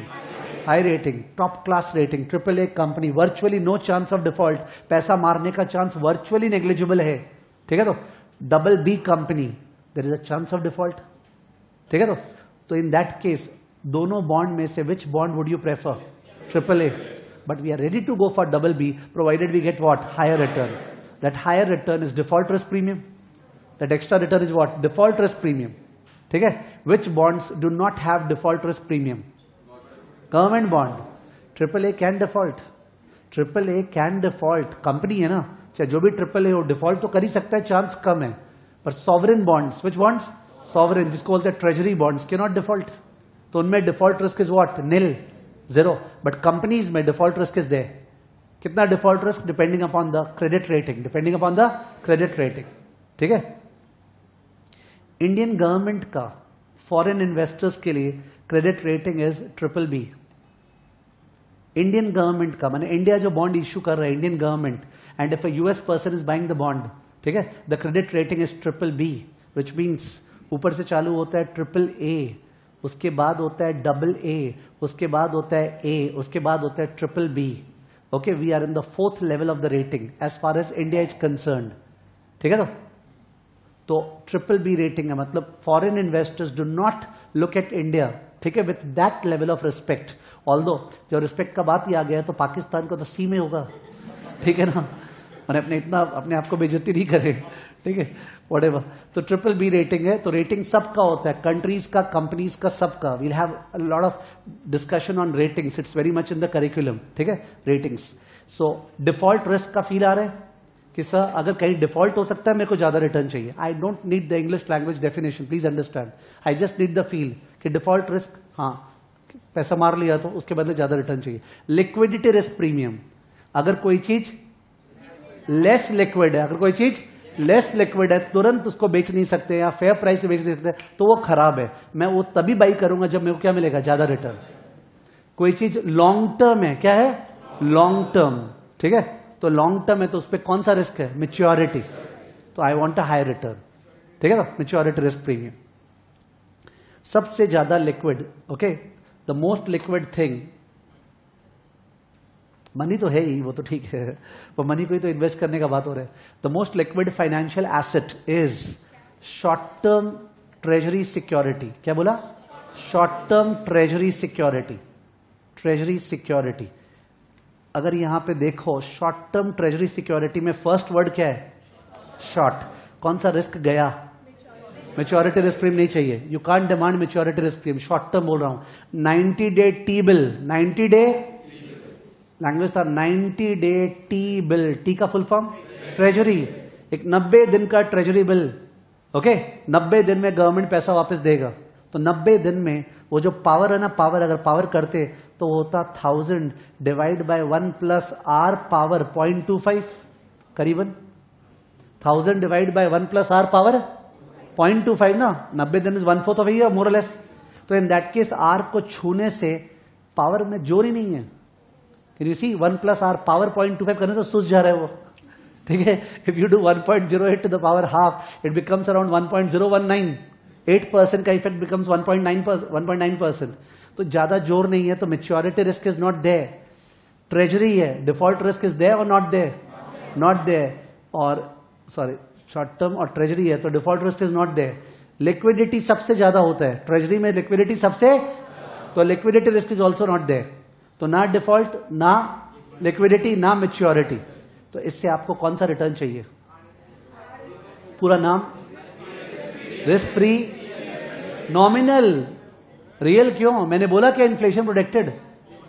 मैंने तो बोला नहीं इन्फ्लेशन प्रोटेक्टेड। जब नहीं बोला इसका मतलब क्या है? इन्फ्लेशन प्रोटेक्टेड नहीं है। रिमेंबर, कोई चिल्ला के बोलने वाला नहीं है, ध्यान रखना। कौन बोलेगा ध्यान रखना? बोलने का जरूरत नहीं है, ध्यान रखना। नॉर्मल बोला ना, जब बोलेंगे तब जाके बेंच पे उठना है। हाँ, इन्फ्लेशन प्रोटेक्टेड बोला है, ठीक है। It's a normal bond, we'll suffer inflation. 3 महीना में इन्फ्लेशन हो गया, सहना पड़ेगा। We want risk free nominal rate, risk free nominal rate, ठीक है। There is a bond by the name of TIPS, TIPS. इसका फुल फॉर्म है ट्रेजरी इन्फ्लेशन प्रोटेक्टेड सिक्योरिटी। क्या नाम है? Treasury inflation protected security. एक तो ये ट्रेजरी है, ट्रेजरी सुनते ही डिफॉल्ट नहीं हो सकता है, और लिक्विडिटी भी हाई है, लिक्विडिटी भी हाई है। तो आपको डिफॉल्ट रिस्क प्रीमियम और क्या बोलते हैं, लिक्विडिटी प्रीमियम नहीं चाहिए। अब डिपेंडिंग ऑन द मैच्योरिटी, हो सकता है मैच्योरिटी प्रीमियम चाहिए, अगर ये लॉन्ग टर्म है तो चाहिए, वरना नहीं चाहिए। और इन्फ्लेशन प्रोटेक्टेड है तो इस पे तो इन्फ्लेशन प्रीमियम भी नहीं चाहिए। We don't want inflation premium, we want real return. What return? Real, ठीक है। तो ये सारे कंपोनेंट्स ऑफ रिटर्न थे। I am writing now CIPS, CIPS, any full form? Corporate inflation protected security. क्या? Corporate inflation. कॉर्पोरेट के आते ही दो चीज डूब गया, क्या क्या? डिफॉल्ट और लिक्विडिटी। पैसा मार सकता है, और उसके अलावा इसका ट्रेडिंग ठीक से नहीं होगा। ओके, बायर सेलर अच्छे से मिलेगा नहीं। तो I want default risk premium, I want what? Liquidity risk premium. Maturity के बारे में मैंने बोला नहीं, तो अगर लॉन्ग टर्म है तो चाहिए, नहीं तो नहीं चाहिए, ठीक है। तो एक बार look at these figures. 1 year TIPS 4%, 1 year treasury 5.8%,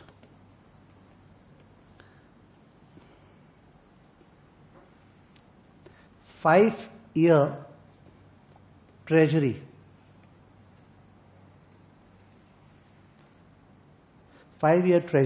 6.9%,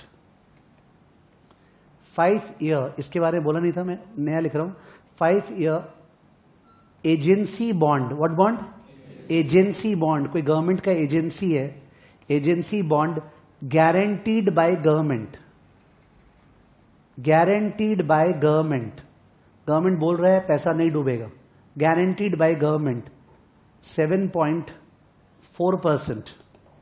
ना इन दोनों में डिफरेंस क्या है? अब देख लो, इन दोनों में ट्रेजरी और एजेंसी दोनों में गवर्नमेंट का बैकिंग है, दोनों में गवर्नमेंट का बैकिंग है, पर treasury is liquid, treasury is, agency is not liquid, it lacks liquidity.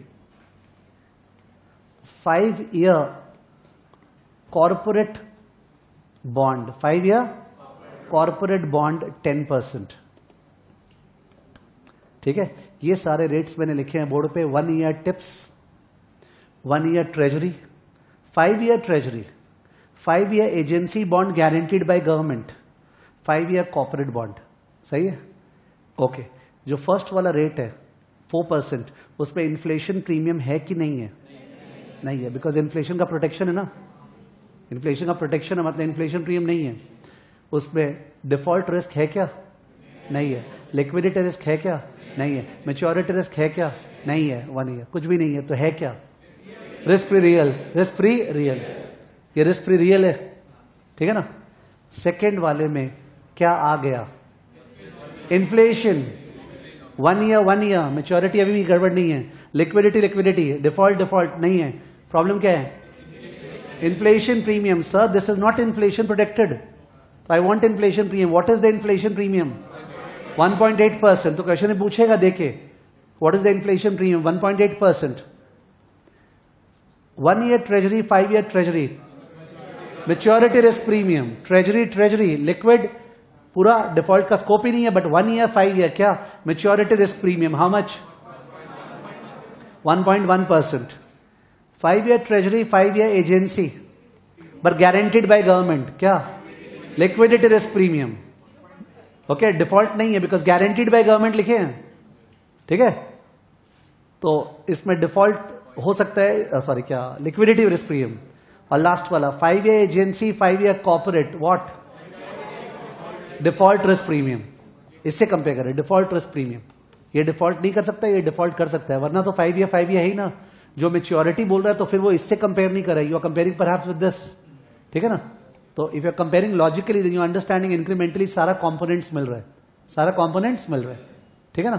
तो ये components of the rate of return होते हैं, पर this requires more investment of time. तो अभी तो मैं ब्रीफली डिक्टेट कर रहा हूं, बट फिर भी ये उस तरह से जैसे कंप्लीट होना है ठीक से नहीं हुआ है, ठीक है। तो राइट डाउन प्लीज।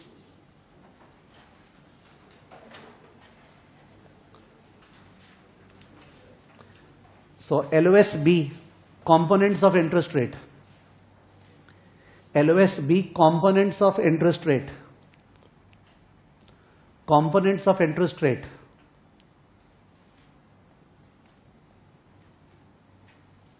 ठीक है, तो components of interest rate जो लिखा है उससे we are bringing out 3 arrows to reduce the notes, ठीक है, जिससे notes कम से लिखाना पड़े। 3 arrow निकाल लिया। फर्स्ट वाला risk free real rate, real rate. दूसरा इन्फ्लेशन प्रीमियम, इन्फ्लेशन प्रीमियम। तीसरा risk premium.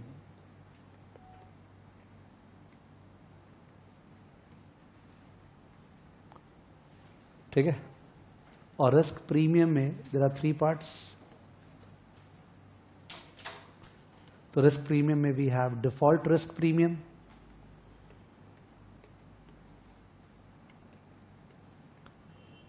Default risk premium, liquidity risk premium, maturity risk premium. Default risk premium, liquidity risk premium, maturity risk premium.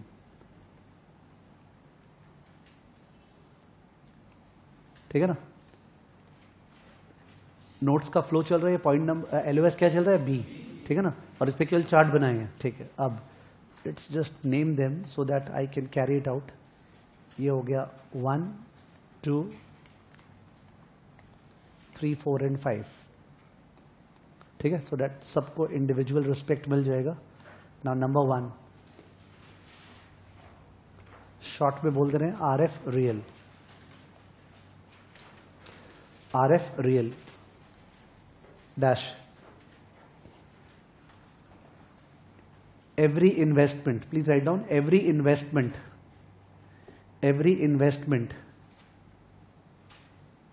involves sacrifice of current consumption. Every investment involves sacrifice of current consumption. Every investment involves sacrifice of current consumption. Sacrifice of current consumption. Full stop. RF real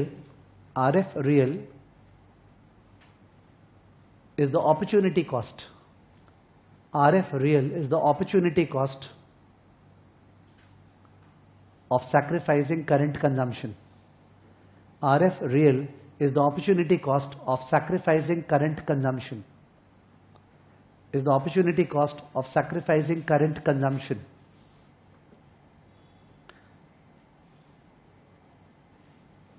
वैसे ये बहुत important होता है because this is determined by economic theory, okay, not by mathematics.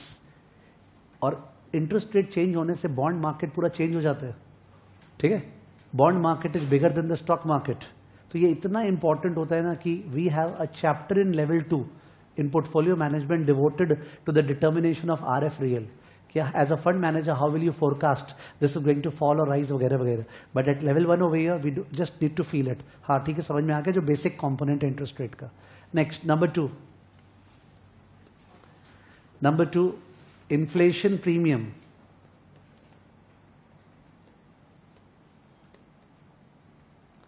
Inflation premium dash it is the extra return demanded. It is the extra return demanded for the expected loss of purchasing power, for the expected loss of purchasing power, for the expected loss of purchasing power, for the expected loss of purchasing power due to inflation, due to inflation, expected loss of purchasing power due to inflation, full stop. ऐसे ही पूछ रहा हूं, respond करना.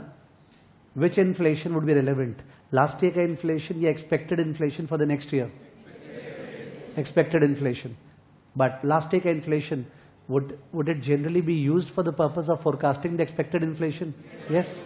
So past is just used as a guide to predict the future, along with several other circumstances which are existing right now. ठीक है? But we are concerned with expected inflation, of course. बोलते बोलते एक language गलत बोल दिया. I said expected inflation for the next year. Why next year? If I am making a 10-year investment, what? 10 साल का investment. So I need expected average inflation for the next 10 years. Expected average inflation. Average में आने वाले 10 साल में क्या inflation होगा, वो मेरे मन में चलना चाहिए. तो it will be depending upon my time horizon. मैं invest कितने साल के लिए कर रहा हूँ. ठीक है ना? ओके, नीचे में note, para change, note. Point number 3 में जाने के पहले नोट लिखना है. Note,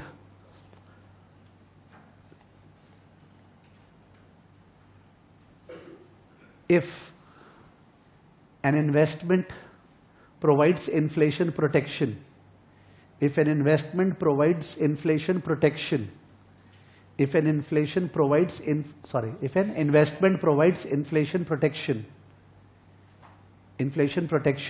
comma, the investor is not exposed to purchasing power risk. The investor is not exposed to purchasing power risk. Investor is not exposed to purchasing power risk. To purchasing power risk, full stop.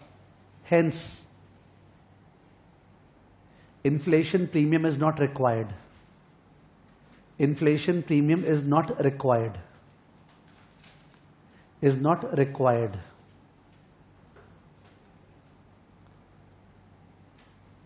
Full stop. Example, वहीं पे example, treasury inflation protected security.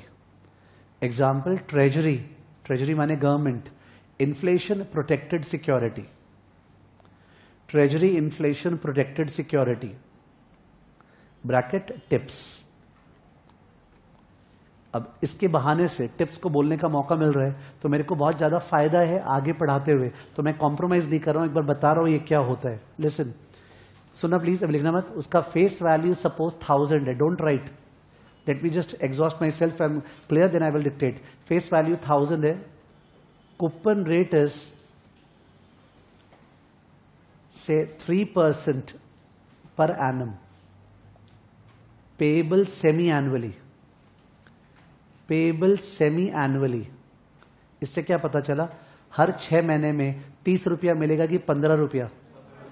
15 रुपया. I hope calculation हो गया आपके मन में. 3% of 1000, 30 का आधा 15, 15 मिलेगा. सपोज जो मेच्योरिटी है इसका, दैट इज 5 years. क्या है? 5 years मेच्योरिटी है. और इसका जो, अब इसका हिसाब किताब कैसे होता है समझा रहा हूं. आपने ये परचेस कर लिया 1000 पे, 6 महीना बीता, कंपनी आपको 3% देने वाला है. ठीक है?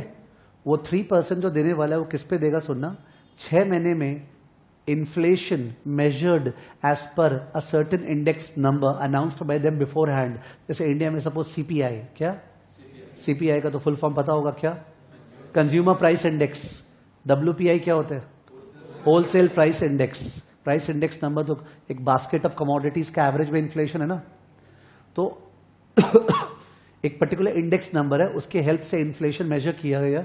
एंड फर्स्ट 6 months में the inflation was 2%. How much? तो उस केस में the face value will be adjusted upwards to 1020. The face value will be adjusted to 1020. 1020 is okay with you? And you will get 3% of 1020 का half. 3% of 1020 कितना please? 3% of 1020 उसका आधा. 3% of 1020 का आधा.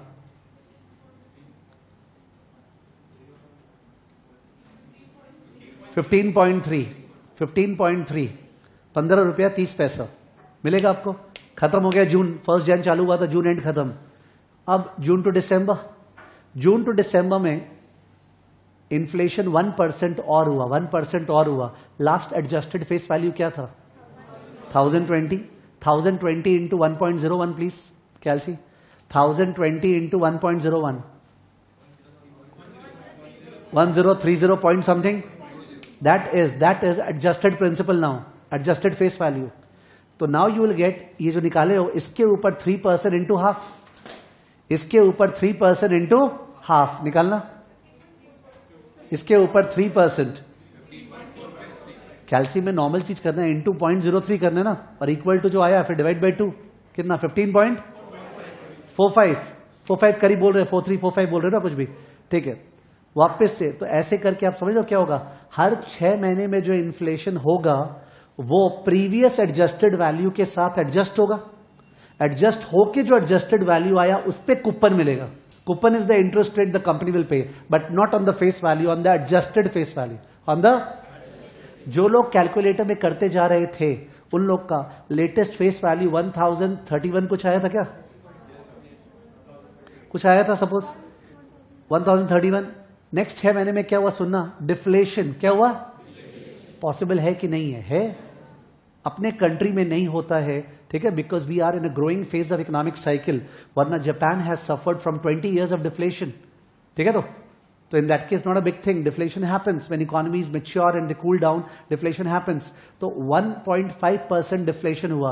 पहला तो ये बताना, जो आज 2 मिनट टाइम वेस्ट किया था, अगर किया था तो 1.5% डिफ्लेशन का फैक्टर क्या? फिर से रिदम, 5% का फैक्टर 1.05, 7% का फैक्टर 1.07, 10% का फैक्टर 1.1, माइनस 1% का फैक्टर 0.99, माइनस 2% का फैक्टर 0.98, माइनस 1.5% का फैक्टर 0.985। आपको दिक्कत हो रहा है तो आप ऐसे सोचो परसेंटेज वाइज, 1.5% का माना 98.5%, 0.985, यानी वो जो 1031 जो लोग कैल्शियम में निकाल रखी है वो मल्टीप्लाई होगा 0.985 से। किससे मल्टीप्लाई होगा? 0.985 से। क्या आ रहा है? 1014.75 को स्टूडेंट बोल रहे हैं, 1014.75। तो आपको मिलेगा 3% of 1014.75 into what? Half. Process समझ में आ रहा है? CFA exams are not about इस तरह से गंदा गंदा कैलकुलेशन मजा ले लेके करवाएगा, पर अपना जो एजुकेशन सिस्टम है ना, जिससे अपने सबका जो स्कूलिंग होता है, उसमें ऐसा है कि अगर कोई चीज को केवल थियरी वाइज बोलते रहे ना, कॉन्क्रीट वाइज नहीं बोले तो समझ में उतना आता नहीं है।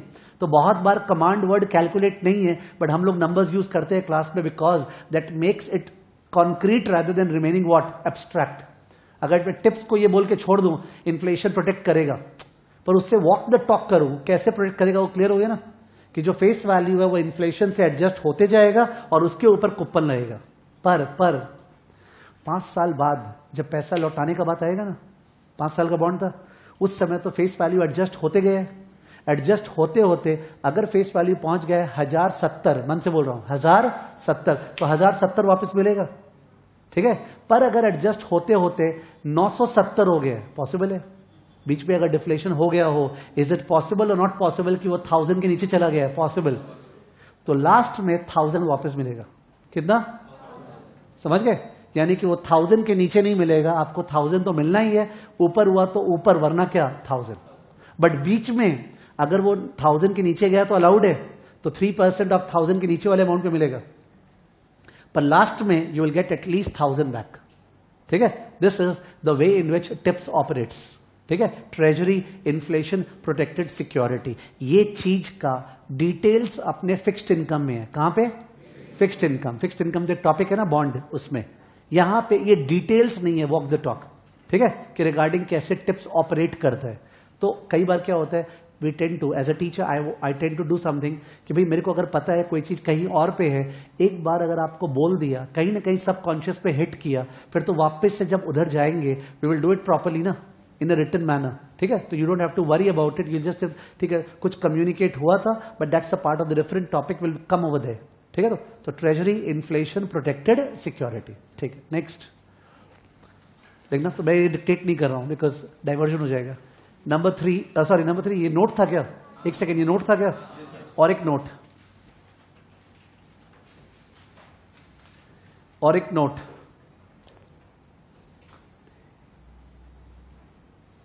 inflation protection. Inflation protection is a specialty.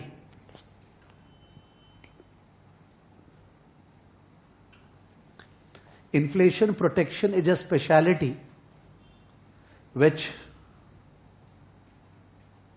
has to be mentioned in the name of the bond, which has to be mentioned in the name of the bond, in the name of the bond, of the bond. Full stop. If nothing is mentioned, if nothing is mentioned, comma, if nothing is mentioned, comma, there is no protection, there is no inflation protection. If nothing is mentioned, comma, there is no inflation protection. There is no inflation protection. Full stop. Hence, you will demand. Hence, you will demand. क्या real rate या nominal rate? Nominal rate. You will demand nominal rate. Nominal rate bracket में, that is including inflation, that is including inflation premium. Nominal rate मतलब that is including inflation premium, including inflation premium, including inflation premium. Okay, bracket close. अब point number 3. Point number 3, default risk premium. Default risk premium.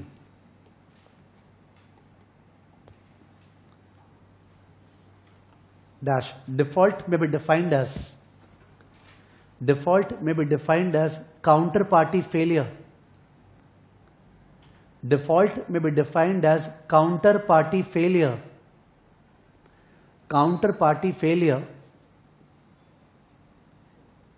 in fulfilling its obligations, in fulfilling its obligations, in fulfilling its obligations. I hope the language is perfect with you.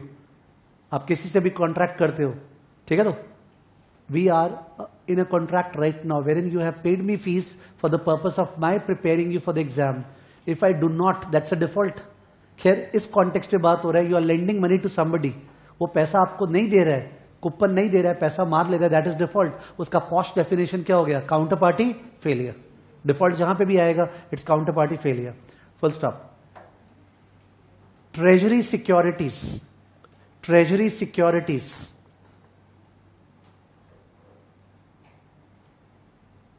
And certain agency securities guaranteed by the government, and certain agency securities guaranteed by the government, certain agency securities guaranteed by the government. Bracket में example municipal bonds, example municipal bonds, municipal bonds. Bracket close. किसी को feeling नहीं आ रहा है तो अपने KMC का बात कर रहे हैं, ठीक है? तो Kolkata municipal corporation bond issue करते हैं, बॉम्बे में बीएमसी, ठीक है? वो लोग अगर बॉन्ड इशू करें, बिकॉज वो लोग को भी पैसा चाहिए ना, they have to improve the roads, this and that, whatever it is. तो इन दैट केस उन बॉन्ड्स में भी गवर्नमेंट का गारंटी है, ठीक है? तो चल रहा ट्रेजरी सिक्योरिटीज. फिर क्या लैंग्वेज था? लैंग्वेज का टोन क्या था? Treasury securities and certain agency securities guaranteed by the government, bracket something something something, bracket close. Cannot default, cannot default, bracket के बाद cannot default, full stop. All other securities, all other securities are exposed to, all other securities are exposed to different levels of default risk, different levels of default risk, different levels of default risk indicated by their credit rating, different levels of default risk indicated by their credit rating, by their credit rating, full stop. उसी में lower the rating, full stop के बाद lower the rating, lower the rating, rating अगर कम है, comma higher the probability of default, सही है, lower the rating, rating अगर कम है, higher the probability of default, higher the probability of default and therefore higher default risk premium, higher default risk premium demanded, higher default risk premium demanded, higher default risk premium demanded by the investor, higher default risk premium demanded by the investor, demanded by the investor. Okay, ज्यादा return चाहिए, full stop, para change note.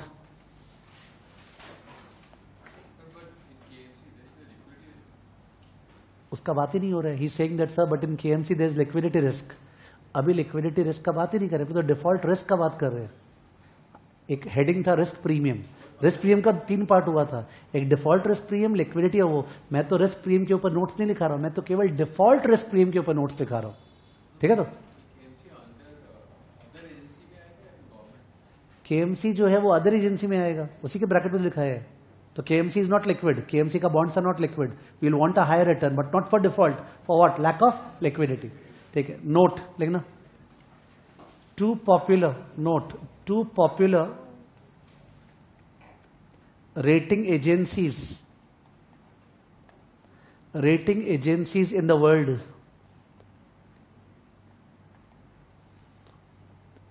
Two popular rating agencies in the world. ठीक है ना. अब उनका लिखा रहा हूं.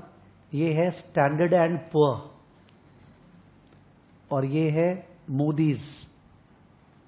कॉपी करना है. Standard and poor and Moody's. इनका जो रेटिंग सिंबल्स है वो है AAA, AA, A, BBB. यहां पे एक बार स्टॉप लेना है. यहां पे मूडीज में A small AA, A small A, single capital A, B small AA. Style समझ गया होगा दोनों का. ठीक है. यहां पे एक लाइन ड्रॉ कर रहे हैं बिकॉज ऑफ सम रीजन, और इस लाइन के बाद वापस कंटिन्यू कर रहे हैं. तो BBB के बाद S&P में क्या लिखूं? BB, फिर क्या? सिंगल B, फिर क्या? CCC, फिर क्या? CC. एक बार यहां पे स्टॉप करते हैं. राइट साइड में आते हैं. राइट साइड में लिखाना capital B followed by what? Small A, फिर क्या? कैपिटल B, फिर क्या? CAA, और फिर क्या? CA. ठीक है. That's the lowest rating. ये जो नीचे का रेटिंग्स है ना, सारा का सारा नीचे का, इनको बोलते हैं जंक. जंक फूड होता है ना, डेंजरस. जंक और स्पेक्युलेटिव, जंक और स्पेक्युलेटिव और high yield. High yield, yield का इंग्लिश लैंग्वेज मतलब क्या हुआ? रिटर्न या रिस्क? रिटर्न. तो जिसमें हाई रिस्क और रिटर्न भी तो हाई देगा. They are high yielding bonds, they will give a very high return, but you are taking undue risk. There is a very very high chance that they will default. ठीक है ना. जबकि ये जो ऊपर में था, they are called investment grade. लिख देना इन्वेस्टमेंट ग्रेड बगल में. Investment grade, investment grade. ठीक है. तो इंडिया जो है वो इन्वेस्टमेंट ग्रेड के लास्ट नॉच पे है. ठीक है. तो ये एक बार रेटिंग का आइडिया हुआ. ठीक है. बिकॉज उसका एलैबोरेशन फिक्स्ड इनकम में है once again. Next point number what? Point number 4. Point number 4. Point number 4 is liquidity risk. Liquidity risk premium. Liquidity risk premium. Liquidity risk premium dash. It refers to the extra return. It refers to the extra return demanded. It refers to the extra return demanded by an investor. Extra return demanded by an investor for the lack of liquidity. For the lack of liquidity. for the lack of liquidity, full stop. Liquidity refers to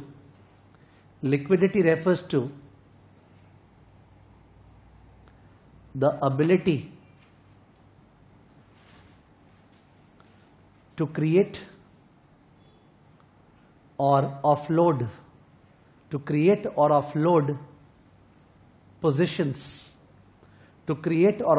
positions, with speed and at fair price. फटाफट सही दाम पे, ठीक है, and at fair price, full stop. Real estate, for example, real estate, okay, properties. Real estate, for example, is one of the least liquid assets. Real estate, for example, is one of the least liquid assets. Okay, least liquid asset. Full stop. Treasuries on the other hand, treasuries का मतलब treasury securities, ठीक है, short में बोलते हैं treasuries. On the other hand, are most liquid.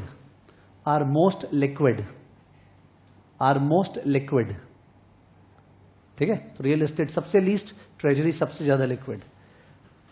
Number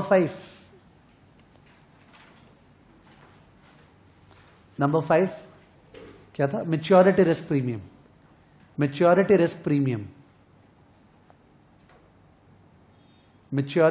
premium.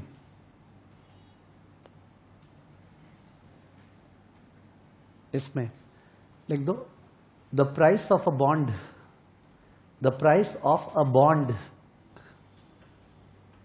may be given by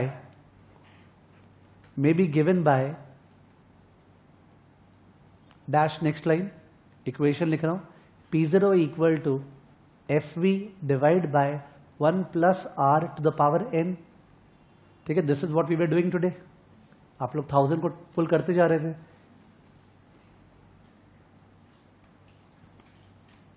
R से एक arrow निकालो नीचे और लिखो, here R is the discount rate.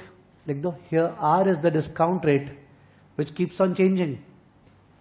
Here R is the discount rate which keeps on changing.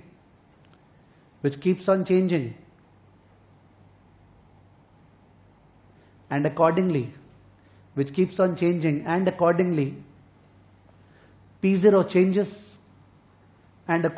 P0 changes. क्या लिखा हूं? एक लैंग्वेज पूछ रहा हूं. P0 चेंजेस के बाद कुछ एक्स्ट्रा ऐड करने का मन हो रहा है. Help me. P0 changes in the opposite direction या सेम डायरेक्शन? Opposite direction. दिख रहा है आपको? R डिनोमिनेटर में है. R बढ़ेगा तो P0 गिरेगा. तो P0 changes in the opposite direction.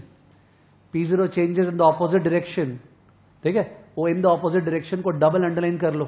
ठीक है, बाद में उस पर रिवाइज करते समय ध्यान देना, ऑल्दो अपने बहुत बार रिविजिट करेंगे. ठीक है, कि opposite direction. Full stop. Since 1 plus R is raised to the power n, since 1 plus R is raised to the power n, 1 plus R is raised to the power n. I hope you're getting the tone of the language. कि 1 plus R तो power n किया हुआ है ना, is raised to the power n, comma, here comes the maturity effect. Here comes the maturity effect. तो power n पे ध्यान दोगे तो मेच्योरिटी का फील आ जाएगा. Here comes the maturity effect. Full stop. Long term investments.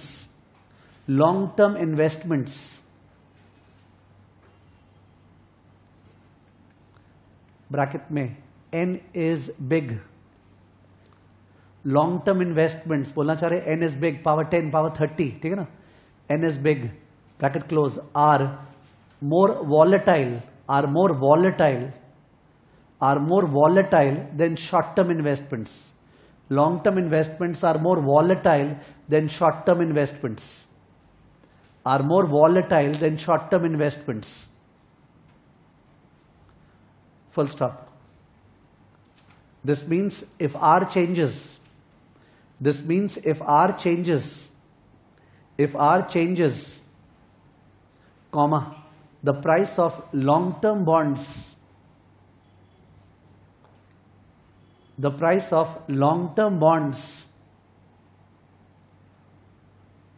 changes by a greater percentage. The price of long-term bonds changes by a greater percentage than the price of short-term bonds. Price of long-term bonds changes by a greater percentage than the price of short-term bonds. Greater percentage than the price of short-term bonds. Then the price of short-term bonds. Full stop. Hence, we require an extra return. We require an extra return when we invest for the long term. We require an extra return when we invest for the long term. We require an extra return when we invest for the long term. Full stop. This extra return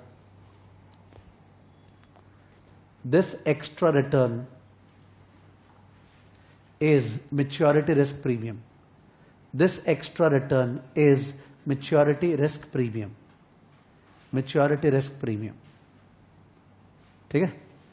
पर इसमें practice छूट गया अपना. बीच में जो example लिया था ना 4, 5.9, 6.8 याद है वो सब, और उसके बिना इट्स जस्ट इंग्लिश लैंग्वेज. ठीक है?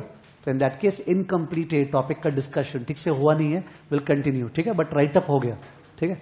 So will continue this next week because you remember Monday अलग टॉपिक चलता है, वेडनेसडे अलग, फ्राइडे अलग, सो दैट 1 वीक का टाइम रहता है अगर किसी का मिस हो जाए तो.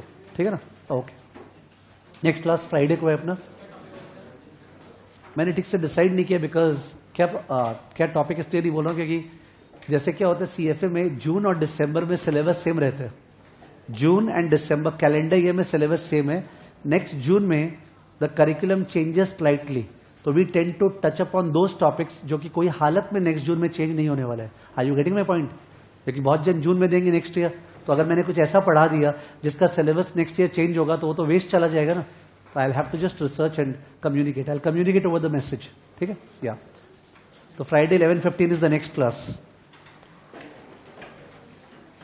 Also जिनका फर्स्ट क्लास मिस हुआ था मंडे को, वो लोग प्लीज एक बार 4th फ्लोर में बात कर लो to arrange the same. ठीक है?